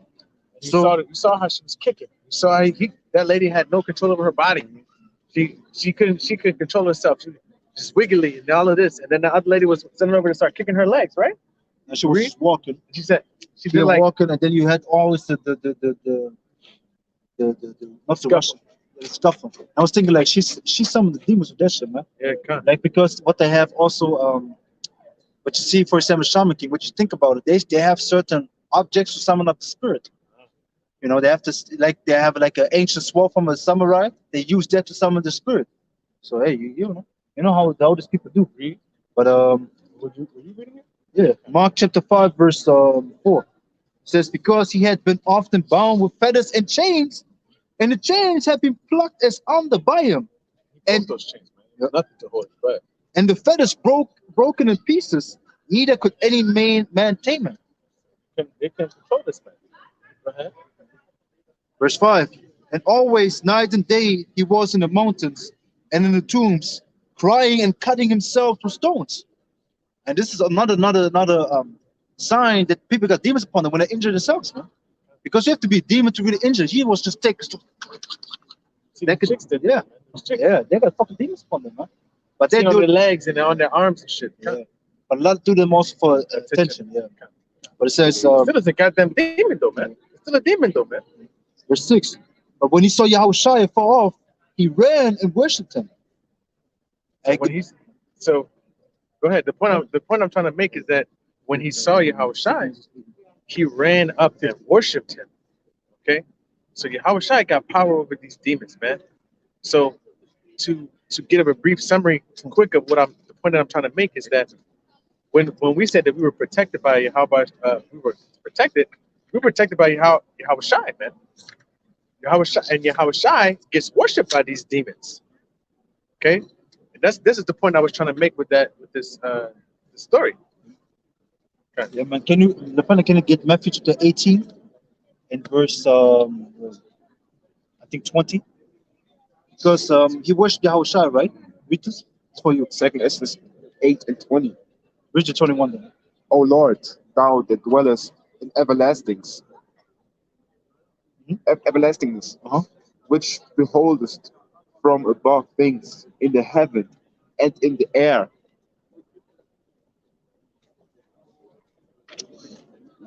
whose throne is inestimable,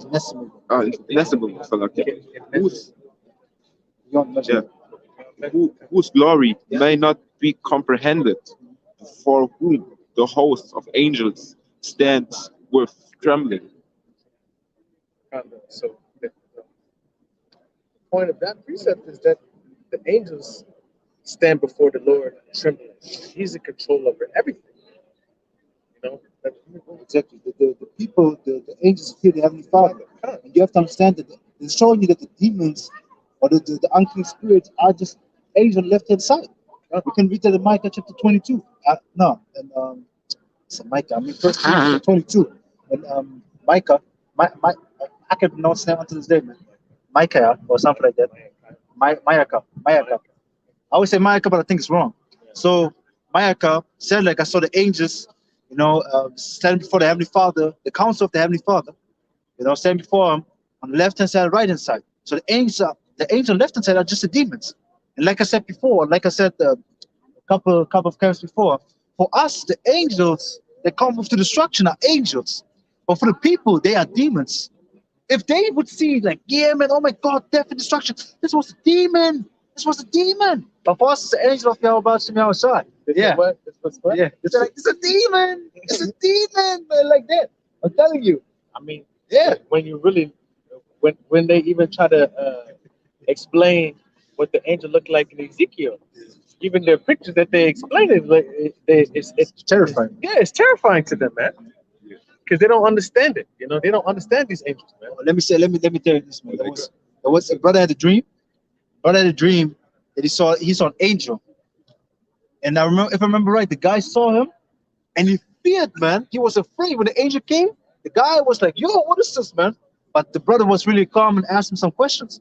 And also, when you think about the father of John, John the Baptist, which is a cousin of Yahushua. It's a cousin of Yahushua.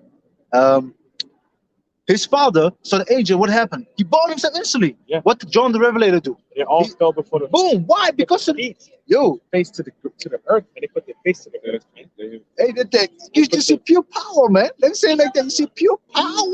You have to think about You can't even imagine like what he was. You know, the Lord can control your mind. You know, He can control your thoughts, and He may appear to some as this way, but to you, He may appear like, yo, they don't call Him the King of Terrors for nothing, man. You know, This is the same thing at the time of Egypt, because ancient Egypt, what happened in the darkness, what happened? Heavenly Father brought upon them the. You speak. I'm gonna get it real quick. yeah, because you said when they see an angel, but I thought when they see a cherubim, three faces, and tall. face Yeah, of this an is- ox, a face of- Yeah. Yeah, this is the angel. Oh. This is the angel. Ezekiel 1. And, That's the and angel. because you said big and tough, and then I thought about Jacob fighting against the angel. Yeah, man. Yo, this is a crazy thing. And I said that. Come, yes, sir. Right. What's that? No, so one of the reasons why I brought up Ezekiel is because when I first came into the truth, I remember watching the video of Esau reading that, and he was like, "Doesn't that sound terrifying to you?" He was absolutely terrified of it. And later on, as that guy was stronger in the truth, and it was broken down to me what those things really meant. You know, it wasn't terrifying to me; it was actually pleasing to me. You know, so that's what I wanted to say. But the angels come in different forms, man, because they come also in the form of a man. Like you can read in the book of Tobit. Because the angel Raphael, which is one angel that presents the person to say to the Heavenly Father, he came, he looked like a normal man. That's why they was like, hey, where you coming from? They was talking normal to him, but at the end he said like, I'm Raphael. So this the angels can just, that's why you see also, can somebody give me Hebrews where it says, you have to look it up. What's 13 and 1, I think? For many have entertained Strangers unawares. Yeah, give me that real quick. What? I think it's putting strangers and unaware. I think it's Hebrews 13 and 1.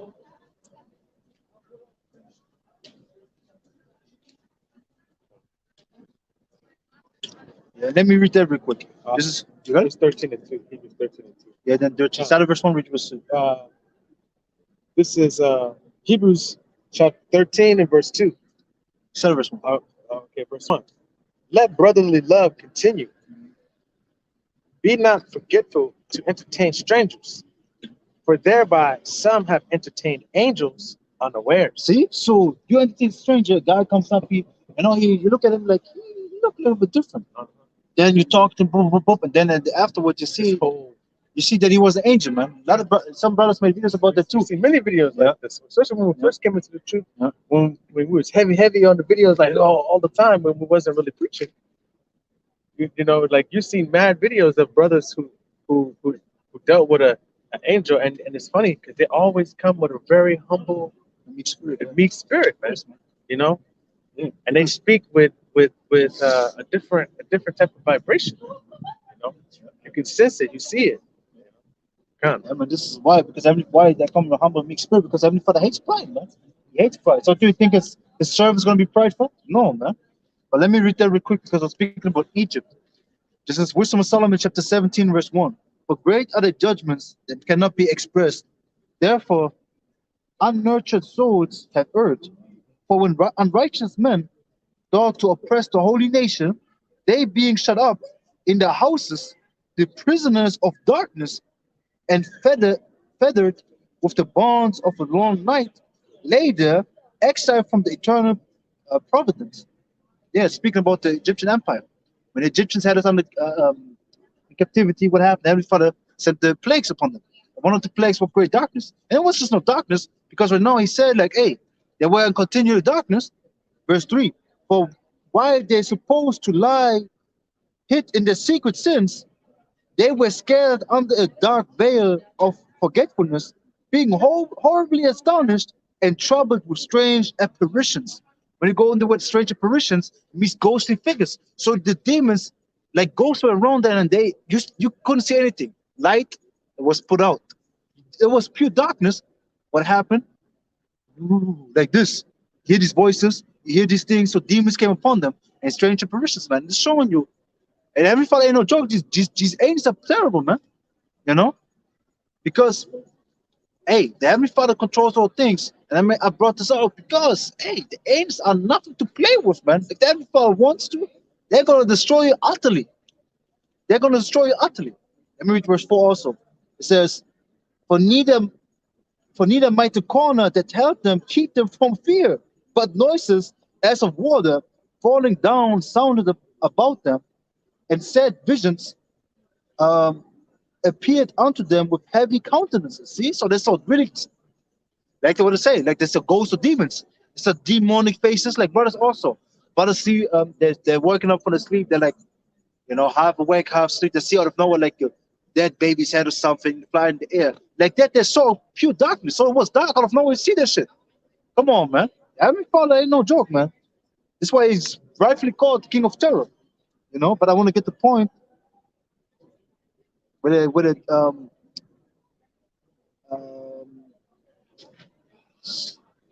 let me jump to verse 15. It says, there's a lot of things in there, man. I don't want to read everything. Let me just, let me jump to verse 15. Where partly vexed with monstrous apparitions and partly fainted, their heart failing them for a sudden fear and not looked for came upon them. So they even had heart attacks, dying from that shit because of the fear.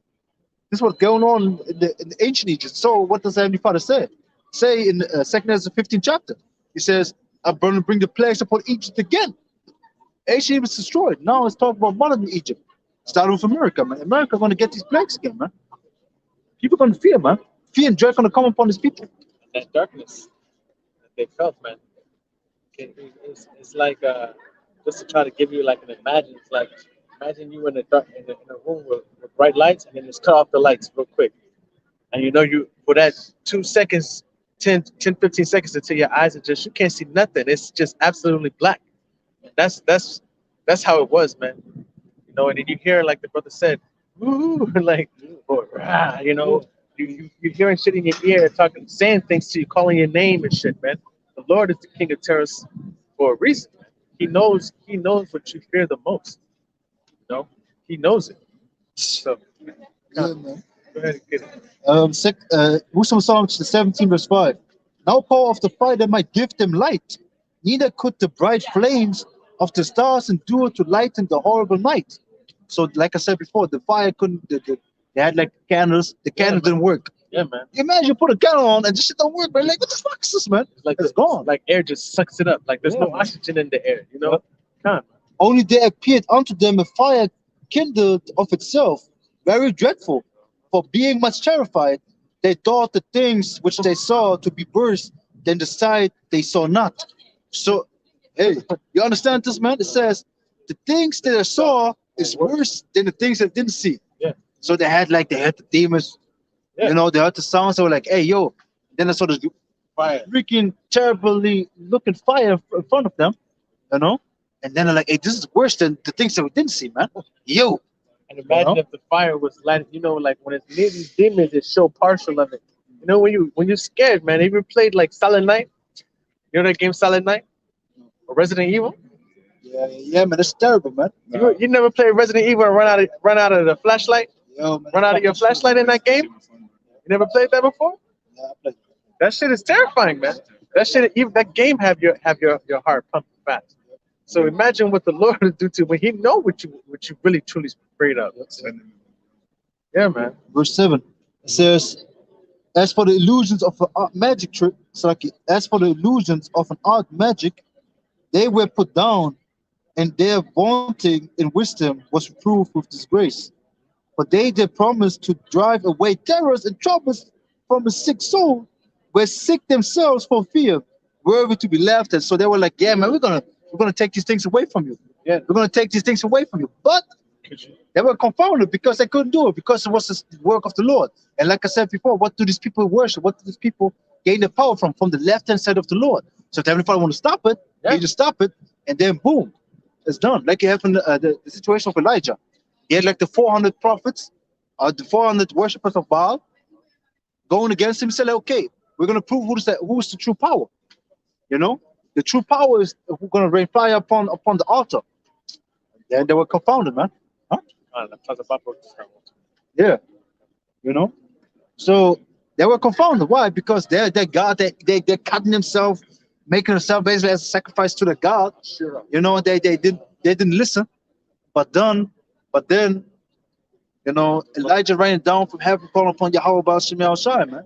But, and hey, Elijah was savage too. He put water upon it, boom. Yeah. 3 times water. You know, he even made a trench of water around it, and then still the fire burnt that motherfucker, man. Come on, man. This is the fire of the Lord, man. But then people would say, like, yeah, man, you know, because what does the scripture say? The spirit of the Lord gonna be in the fire. So they think, like, yeah, man, when a guy by the mission is gonna be quick and he's deaf. Listen, man, you're gonna die terribly deaf, man. I don't want no parts of that. It's gonna burn. Yep. Wisdom of Solomon, chapter 17 and 9.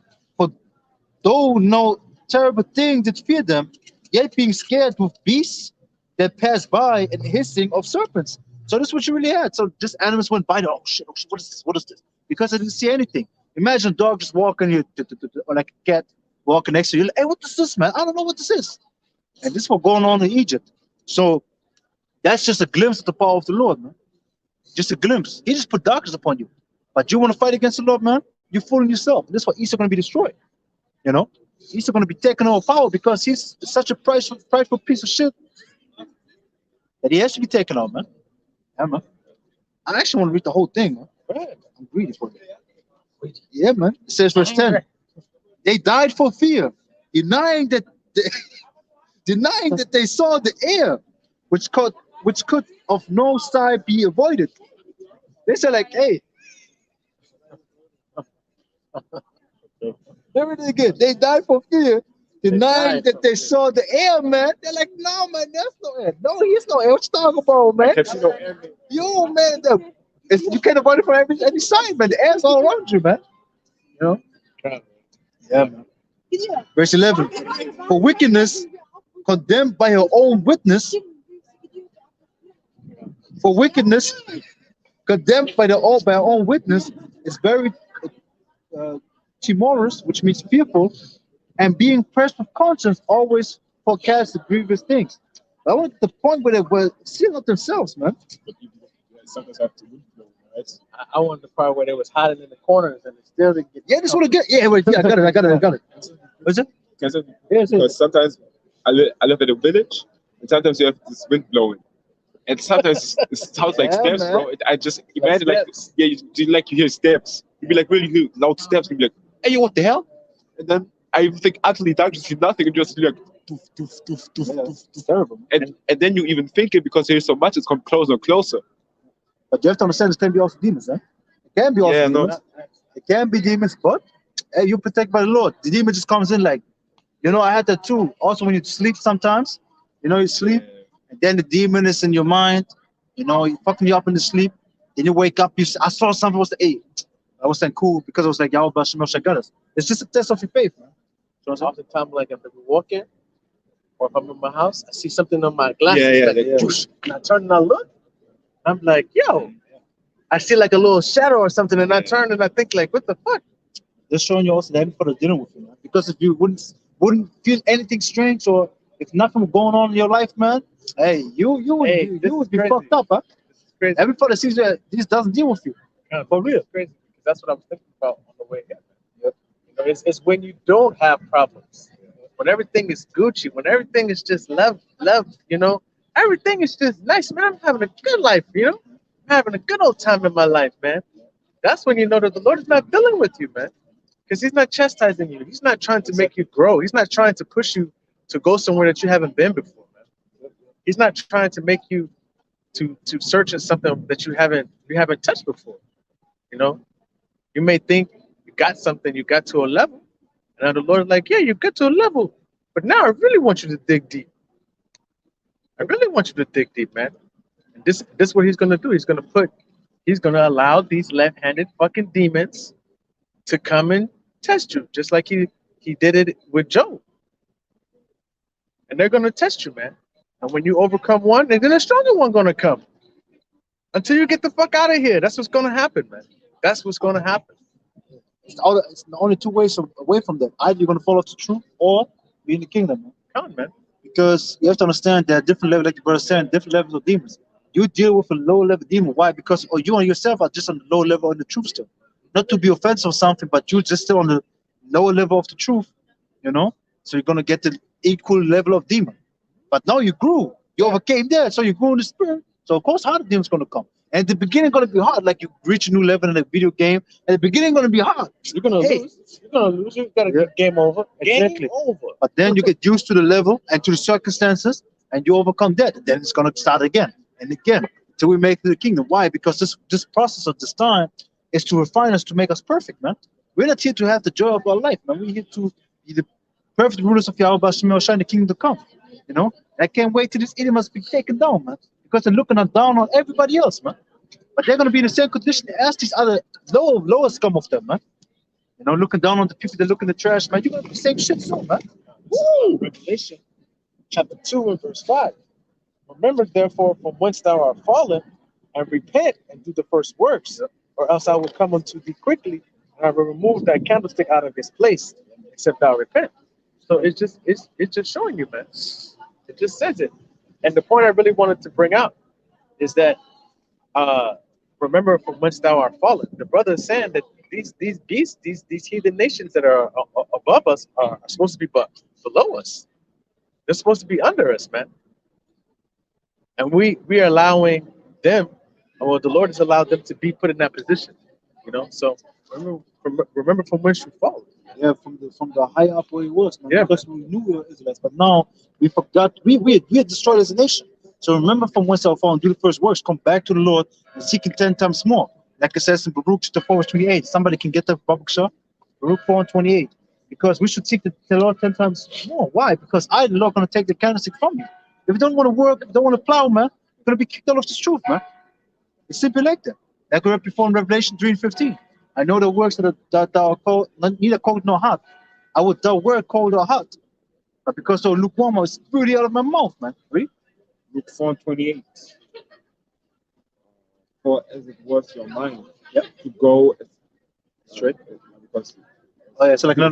I want to be like the point. Yep. read it again 4:28. For as it was your mind to go astray from the hour, so being returned, seek him 10 times more. See, so as it was our mind to go away from the Lord, you know, turn our back on him, worship these idols, worship these entities, these demons, you know, these false gods, these gods of these other nations. As our mind to go off, now return back to the Lord, seek it 10 times more. So we should be on fire for this truth, man. We should be on fire. You know, we like you got the guy Burna Boy, the rapper, or the singer, whatever he is. Burna Boy, we should be Burna Boys, man. We should be on fire, man. Yeah, we should be fire for this truth, man. The fire should continually burn inside of you, man. You know? And to go into the point where I was making is that the Lord is gonna test you. It's gonna test you. It's going to make you grow. It's gonna make you seek.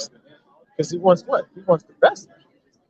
He wants the best. He doesn't want mediocre. He wants the best. He's gonna test you.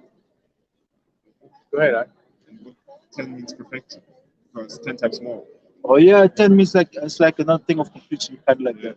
So 10 times more, numerous times more. Not only 10 times, like man. You know, I was going number one. How much, you so know, much more then? you should just go hard, man. You should just go hard to your several ability, man. Like Yahushua said also, some receive good seed in the ground, 30-fold, some 60-fold, some 100-fold. Because 34, you got, hey, you might have not the same spirit as the apostles, man, because they bang out every day a lesson, you know, or Elder Yeshua. I saw one day, man, he banged out 5 or 4 lessons, man. I'm like, that's some fire, man. You desire the same. You pray maybe for, you know, this spirit of death, but according to your ability, you know, because if you, for example, see Apostle Ramlap or Elder Yeshua going hard, you're like, I want to be like them. then you're gonna get the gift, and then you can't handle it because it's too much for you. So you have to be aware what you work asking for, man. You have to watch out, man. You know. What else? What's for what to wish for? Exactly. Yeah, for what you pray for, man. Power So and life. I mean, death and life are in the power of the tongue. yep, exactly. So going back to Wisdom of Solomon, chapter 17 and verse 12, for fear is nothing else but the betraying of the succors, which means help, which reason offered. Okay, so yeah, let me read it again. For fear is nothing else but the betraying of the help, which reason offers, man. Yeah, because so like the betraying, yeah, of the help. Yeah, it's like fear because you're betraying yourself. You know that Heavenly Father is protecting you, but the help is coming, but the help is betraying you. It's the same thing with fear. Because actually, the shit is cannot touch you because what happened in darkness? They saw these strange apparitions, but they got not killed. But the demons just didn't. Yeah, just terror they died, but the demons just didn't leap upon them and then kill them. No, you know. But verse 13, and the expectation from within being less counteth the ignorance more than the cause which bringeth the torment. But the point is verse 15, so I'm going to read down.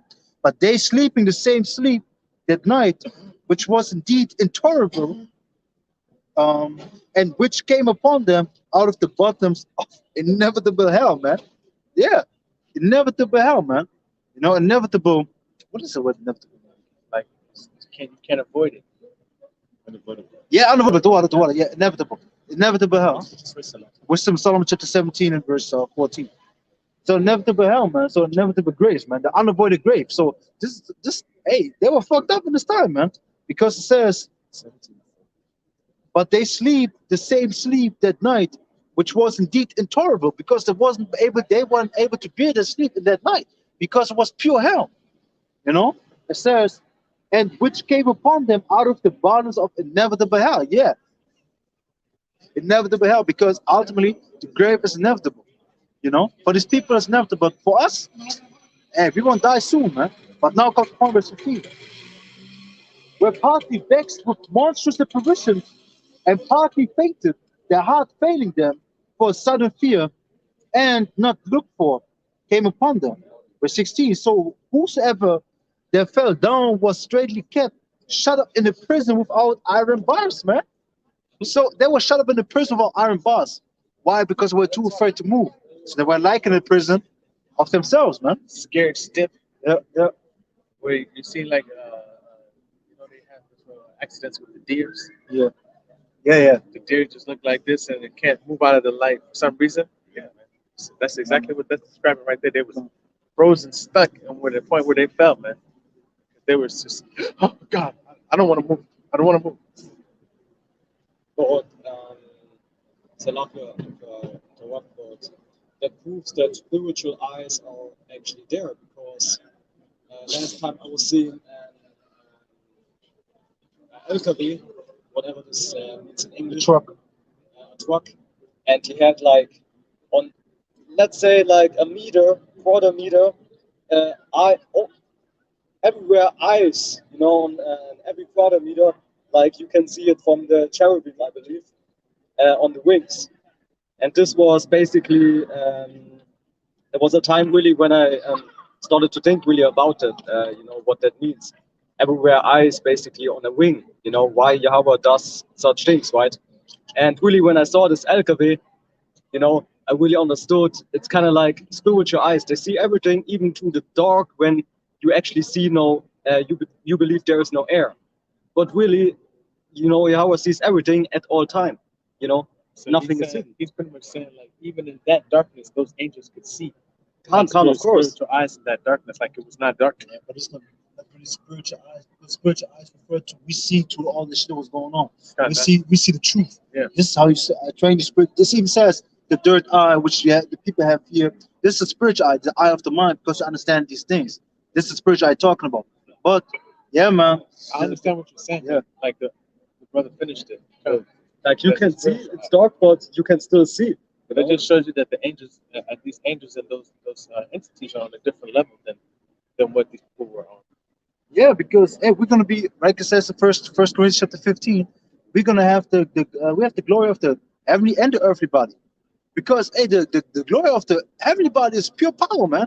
You're pure powerful, man. Do what you want. Imagine the power that the heavenly Father has. I can't. This is unimaginable, man. He's omnipotent, all powerful, man. You can't imagine it. He just said like upon this place of Egypt. He didn't say the whole word in Egypt, darkness. Yo, then you see that, you see all of that, pure darkness. You're like, how is this possible to keep the darkness inside of that? It's not like a flame or something that you can contain, but he just contained it.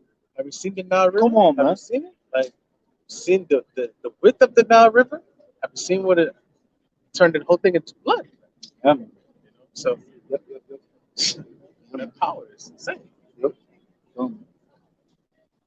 The job was done, huh? Job was done. Yeah. And it just shows you, man, the heavenly power. And that's why it says all the nations will mourn. Isn't that Obadiah? Yeah, it's an Obadiah. That when the Lord returns, all these nations are going to mourn, man. They're going to go crazy. Why? Because it's going to be a terror unto them. And that's why he said that he's not going to meet thee as a man. He's not going to meet these nations as a normal man. He's going to meet them as a powerful being, man. He's gonna come in the supernatural body. Yeah, man. With heavenly strength, man. Gotta preach it real quick. Go ahead, huh? Revelation 1:7. It says, behold, he cometh from clouds, and every eye shall see him, and they also which pierced him, and all kindreds of the earth shall wail because of him. So- Even so, Amen. See? So they're going to wail because it's going to be terrible. It's going to be an utterly terrible thing to see, especially when those chariots, when you see those chariots, man, those chariots are going to have technology that these people haven't seen before, man. You know? You think about that movie Independence Day with Will Smith. When they saw that chariot, imagine that shit in real life, man. Imagine those big old chariots over Frankfurt opening up, and then all you see just angels flying out of them and flying. You see, hey, it's going to be a terrible thing unto them, man. It's going to be terrible unto them. That's right. But the ones who waited for Yahweh Shem Yahushai, they're going to be rejoicing like crazy, man. They're going to be, able to do that thing. They're going to be already really going to be with him. What you looking for? What you just said, you said like them wait for the Lord.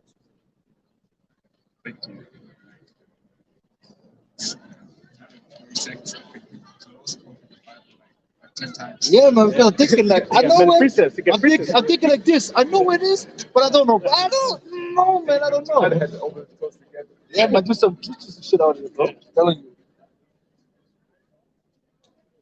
So,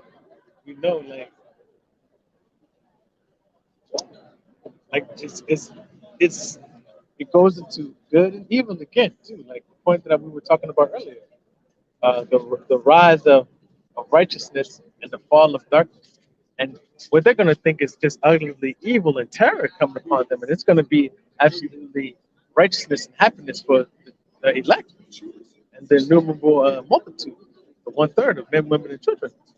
It's gonna be good and evil all over again, because that shows you that the Lord is about balance, man. He controls both sides. Find it? I think so. This is a verse for that. This is Isaiah chapter 40, verse I 31. think I know it's But they that wait upon the Lord shall renew their strength, and they shall mount up with wings as eagles. They shall run and be not weary, and they shall walk and not faint. Yeah, so everybody's going to partner us with strength, man. Why? Because we hope for the Lord, man. And actually, you're blessed when you wait for the Lord, man, because some great things going to happen for that faith that you prove throughout the time. Because you can have your blessed your kingdom right now in this world, but you're patient waiting for Yahweh Shem Yahushai. This is one of the small things that we're going to get. A supernatural strength. We're going to have like eagle's wings, man. We're going to be able to fly. We're going to be full of strength again, because right now we're fucking weak, man. You think one of us could beat up 1,000 men right now? Or 300 women with a spear? We couldn't do that, man. In ancient, we could. Some of us had the fucking power, man. Fucking power, man. But now we don't have shit, man. And this is good because we're in the low state of us, man. And it's good to be in there because it keeps us humble and sharp for the kingdom.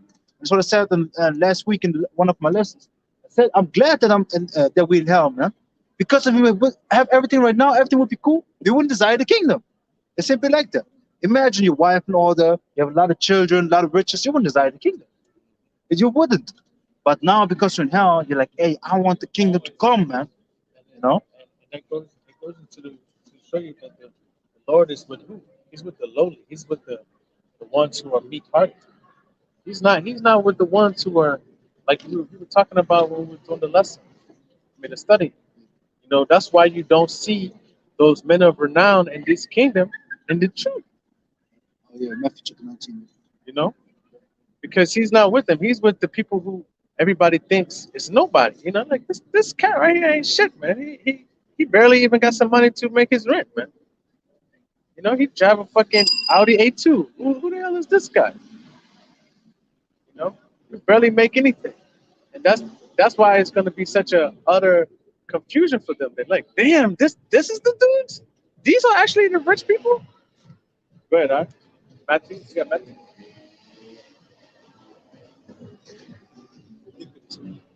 For nothing.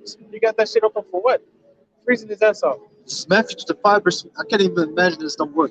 But Matthew chapter 5, verse 5. Blessed are the meek, for they shall inherit the earth.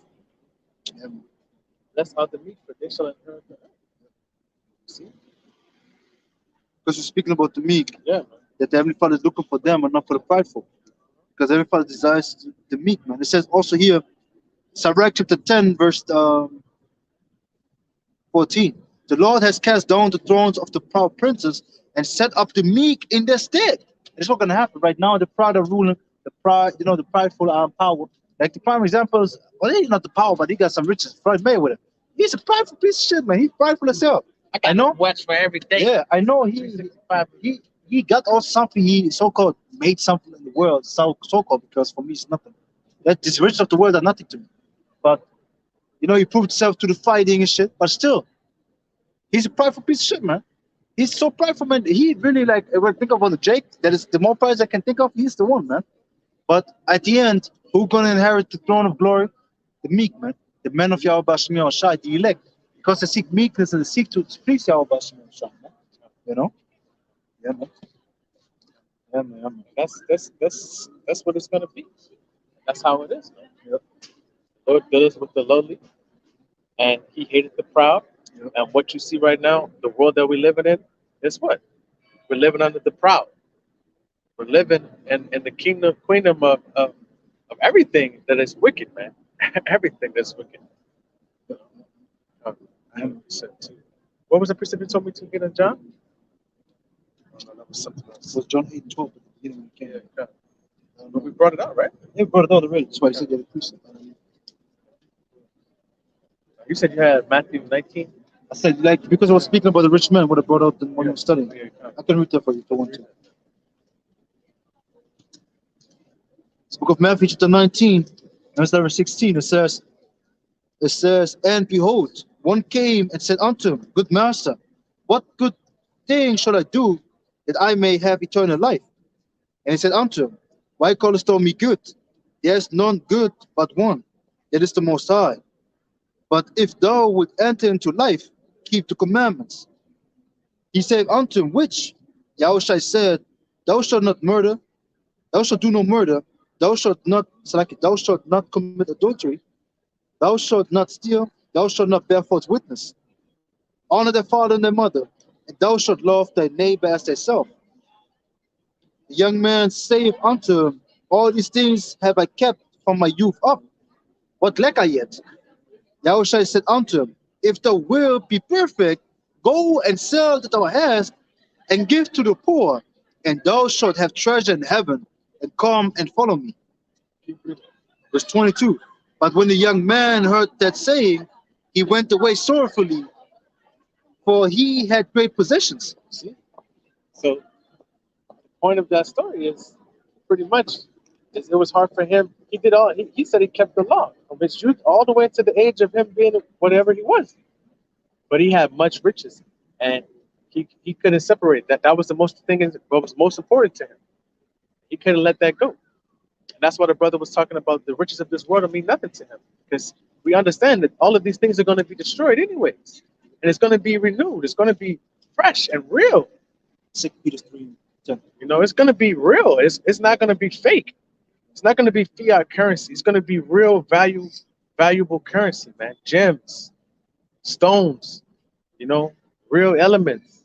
It's going to be Nothing hidden like that shit, man. Like Esau takes the good and give you the poison, give you the wicked, man. He give you everything that's fucked up.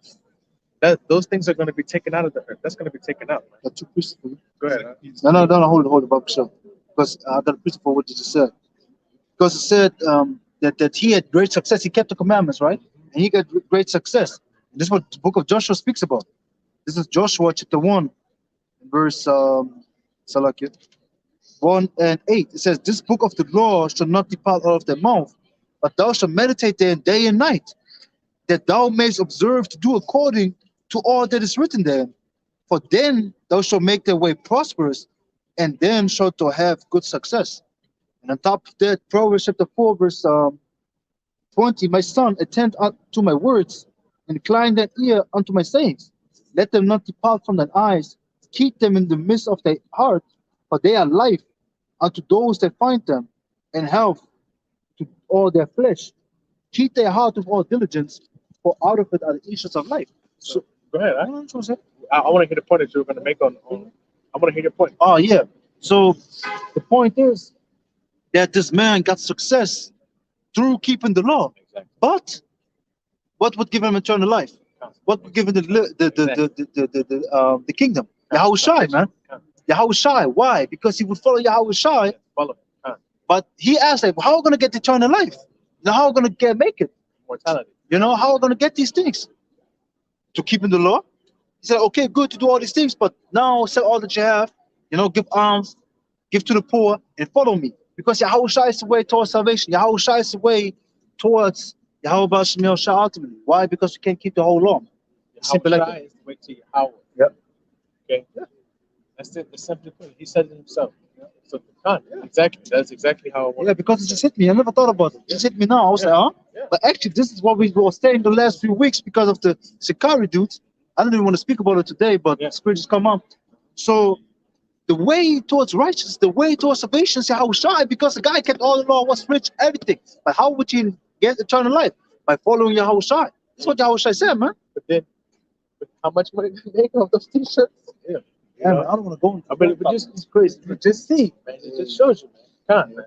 What was the precept that you had? 2 Peter 3:10. 3. 2 Peter 3:10. But the day of the Lord come as a thief in the night, in the which heavens shall pass away with all great noise, and the elements shall melt with fervent heat. The earth also and the works that are therein shall be burned up.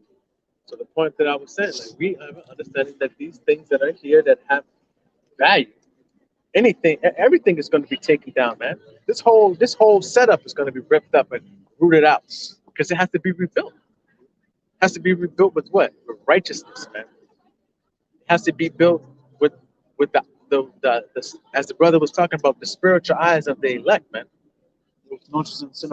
Time, man. We're gonna have that watchful eye of righteousness over the kingdom that's going to be built up, man. And everything that's here right now is going to be destroyed. Because these things, how even the buildings are wicked. That's what I'm saying.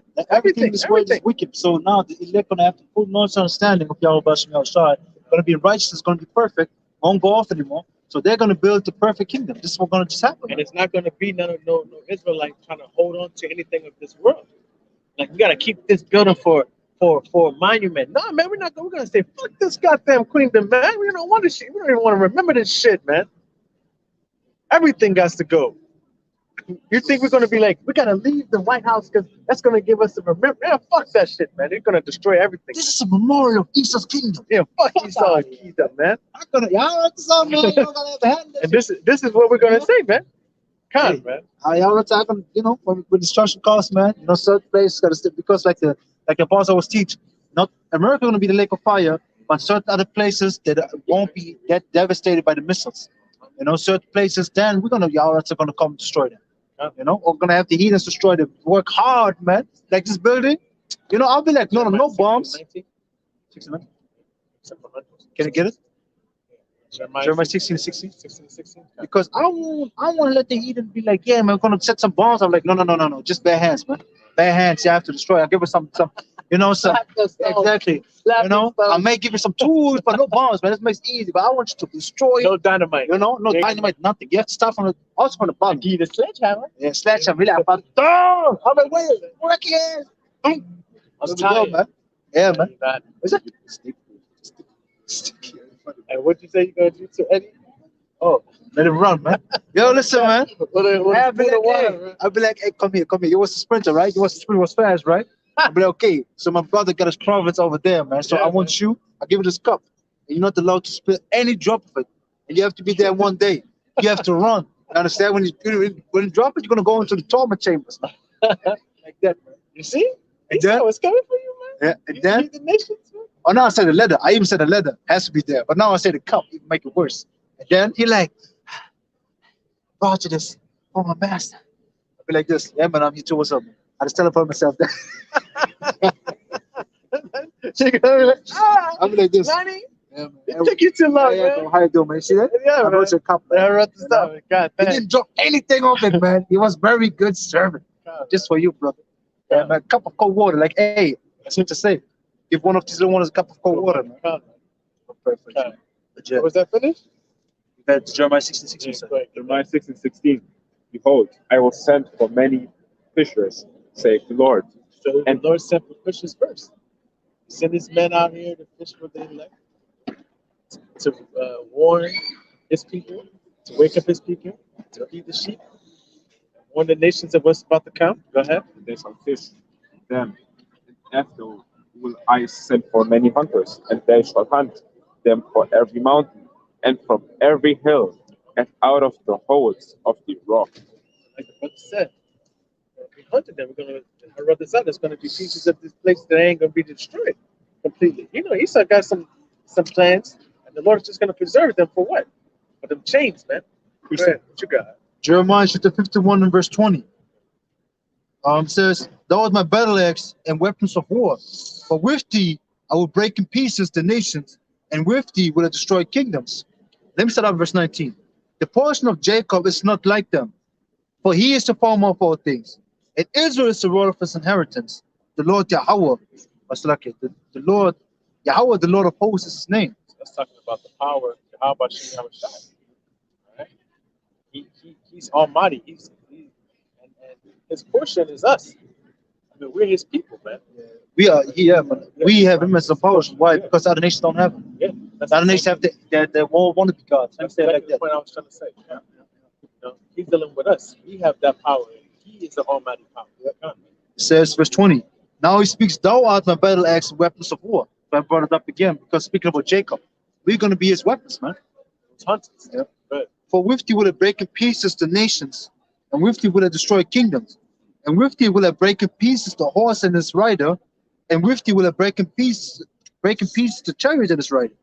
With thee also will I break in pieces men and women, and with thee will I break in pieces old and young, and with thee will I break in pieces the young man and the maid. And I also will break in pieces with thee the shepherd and his flock, and with thee will I break in pieces the husbandman and his yoke of oxen, and with thee will I break in pieces captains and rulers.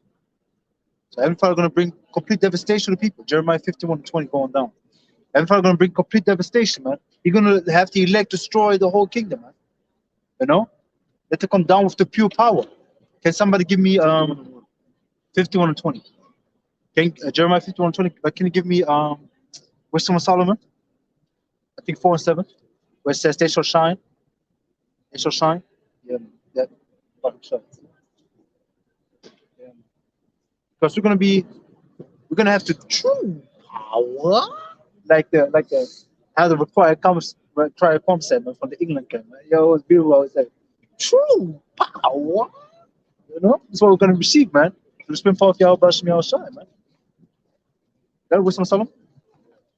I think it's chapter 4.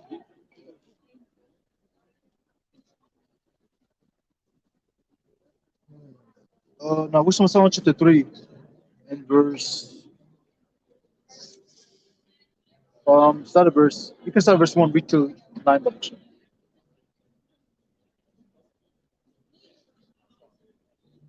Wisdom of Solomon, chapter 3, verse 1.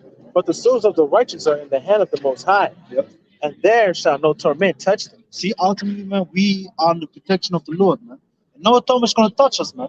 We In the sight of the ungodly, they seem to die, and their departure is taken for misery. see, so the heathen see us, our nation see us, the wicked of all people see us. They see like they die a horrible death, but we And their going from us is to be utter destruction, see utter destruction, but they are in peace. but we are in peace. So even though we're gonna go through certain things, we're gonna be suffering, we're gonna be in peace, man. Why? Because we have to hope for the kingdom, and we're gonna be changed when we come back, man. Read. For though they be punished in the sight of men, Yep. yet is their hope full of immortality. Exactly. Read. And having been little chastised, they shall be greatly rewarded. For the Most High approved them and found them worthy of Himself. See, let's talk about the elect, because the elect went throughout their life, got proven worthy of the Lord, man. This precept comes out again. As gold is in the furnace, hath He tried them and received them as a burnt offering. And in the time of their visitation, they shall shine and run to and fro like sparks among the stubble. So we're gonna get spiritual power, man. Like the cheetah, the glow. When you go into the what is this mode? You know the name? When you got it all blue. His new Blue evolution, evolution, man. Blue evolution, man. He's shining, man. Yo, we're gonna have power, man. This is why the brothers are into animes. This is why we're into animes, man. This is why we're into these things, you know? Because we see, man, like a visualization of the things that we read, man. We're gonna get all this power. Like also, let me finish. Wait. What is it called, man? I forgot the anime, man. Or like for example, the spirit bomb of from Goku, man. Just be like, give me your energy. Yo, he destroyed cats, man. How he fought against Boo, man. That shit was powerful, man. Hey, this ain't no joke, man. How he destroyed. Hey, when they was fighting on Namek, Frieza versus Goku, which you can see as Jacob versus Esau, man. They're fighting. Yo, this shit was pure power, man. Destroying the whole fucking planet, man. You know, and the elect gonna have power like that, but hey, gonna be righteous, man. No wickedness, no God gonna be found in us, man. You know. what's it something? I just want to finish the last percent. And they shall judge the nations and have dominion over the people, and their Lord shall reign forever. Yeah, man. So that's the elect going to have dominion over these nations, man. Rulership, time, man. That's what we realize. And that's what the men who've been tried and made and found worthy are going to enjoy the fruits of that labor, man. You got a precept? Yeah, I was just thinking about something, but was it the 7? Yeah, it is Daniel chapter 7, verse 13. It says, I saw in the night visions, and behold, one like the Son of Man came with the clouds of heaven, and came to the Ancient of Days, and they brought him near before him. And there was given him to dominion and glory and a kingdom, and that all people, nations, languages should serve him. His dominion is an everlasting dominion, which shall not pass away, and his kingdom that which shall not be destroyed. See? So it's beautiful because that's what's to come. His kingdom, man. It's not going to be destroyed. It's an everlasting kingdom, and it's going to be ruled by Yahweh Shem Shai and the elect, the 1/3. And these Edomites are going to work for 1,000 years, building up that kingdom, and after that, they're going to get taken the fuck out. No, the other is going to work 2,000 years. Yeah, man, come. Not only Esau. Human rights for the heathen in the kingdom. What is that? No human rights. No, it's gonna be a righteousness, man. We don't do filthy shit like Esau. Because what did Esau do? Esau did butt breaking, raping the married woman and shit. Cutting the We women won't do over that, man. trees and, We won't do these things, man. playing with babies and shit. Ain't gonna be none of that shit. We're gonna I was seeing a video posted by a brother, and he titled it "No Human Rights for the Heathen in the Kingdom." Yeah, man, because they're gonna have brutal slavery, man. They're gonna have brutal because they're talking about human rights. You have the freedom of speech, freedom of protection. You're gonna get fucked up, man. We're gonna be made. No, man. We're gonna be. It's gonna be done in righteous. Let me say it like that, man. Why? We can't go off anymore. What was that thing we said in the summer? We were like, it was a joke that we were saying, like, we want to for race. We was like, we are for something. Something. Esau. Go ahead, select. I'm saying that we were something for him. WLM, It's not ELM. White Lives Matter. Yeah, White Lives Matter. Yeah, White Lives Matter. that's what it was. White Lives Matter. Well, the White Lives Matter Foundation is building now, and we're for the White Lives So Matter. White lives don't matter. I'm gonna support them. Regaza said it, right? Yeah, I think it does that, man. The brother founded Regaza. Brother Francis. Selected. So that's the point. Hey, we're not gonna go out of. We're gonna do things in righteousness. We're gonna do things according to the law. But it's gonna be a hard ass bondage for Esau. Yeah, man. Esau got hell to pay. Can you get James chapter 2 verse 13 real quick? He got something to go through. I got the fifth verse. We read in Obadiah. He's gonna get double. He's gonna get all of that shit back on his head, man. Because he's gonna have a slave without mercy, man. But the brother gonna read because he had no mercy on us. I got real quick something. This is Jeremiah chapter 31, verse straight to the point. 34. And they shall teach no more every man his neighbor, talking about the Israelites, and every man his brother, saying, know the Lord, for they shall all know me, from the least of them unto the greatest of them, saith the Lord Yahweh. For I would forgive their iniquity, and I will remember their sins no more. But the point is like in verse 33. But this shall be the covenant that I will make with the house of Israel after those days, saith the Lord Yahweh. I will put my law in the inward part and write it in their hearts, and I will be their power. They shall be my people. So we're gonna have the laws of Yahweh Shemel inside of us. We won't go off anymore because we're gonna be perfect. So the slave of these heathens is gonna be righteous, man. It's gonna be a righteous slave, not like these heathens had us, making us break the law, making us commit filthy acts, Having sex with your mother. Yeah, man. The motherfucker. The word motherfucker. Look it up, man. Look it up for yourself, man. It's a fucked up definition, man. Go ahead. It's a fucked up day. Let me say, fucked up act. What happened with that? Yeah. Put people back on the Bible. Go ahead. James 2:13. For he shall have judgment without mercy, that hath shown no mercy. And mercy judgeth against judgment. And that's pretty much what's gonna happen. We're gonna have no mercy on them, and they're gonna go through some fucking horrible shit. But it's gonna be in righteousness. That's why it's inhumane. No mercy gonna be shown because they had no justice on us. White lives matter, okay? White lives matter because we want them in abundance. Imagine more of like white lives matter. All right, they're gonna be preaching. You think they're gonna be marching down the street talking about white lives matter? Yeah, man. White lives matter. We're gonna be sitting there like this. Zap! Knock all of them out, man. I want to start a shit. Con, man, it's never gonna happen. But soon the king gonna come. Gonna be pure righteous, man. Con, this is the thing I wish to desire right now. Con. You got anything else? Got something? God. So with that, Yahweh represents us with the edifying camp. We want to give all praise, honor, and glory to Yahweh, Bashem, Yahweh Shai, Bashem, Kakadash. double honors to the elders and apostles, great ministers, that taught us his truth. Peace and blessings to the hope elect. 144,000 men pushing to the wholehearted sincerity across the four winds. To the GMS Germany camp. Until next time, shalom. Wa Brakatham. Wa Brakatham. Wa Baba. Wa Baba. Shalom. And the water for all the comments. Come. And being down the comment. Shalom. Shalom.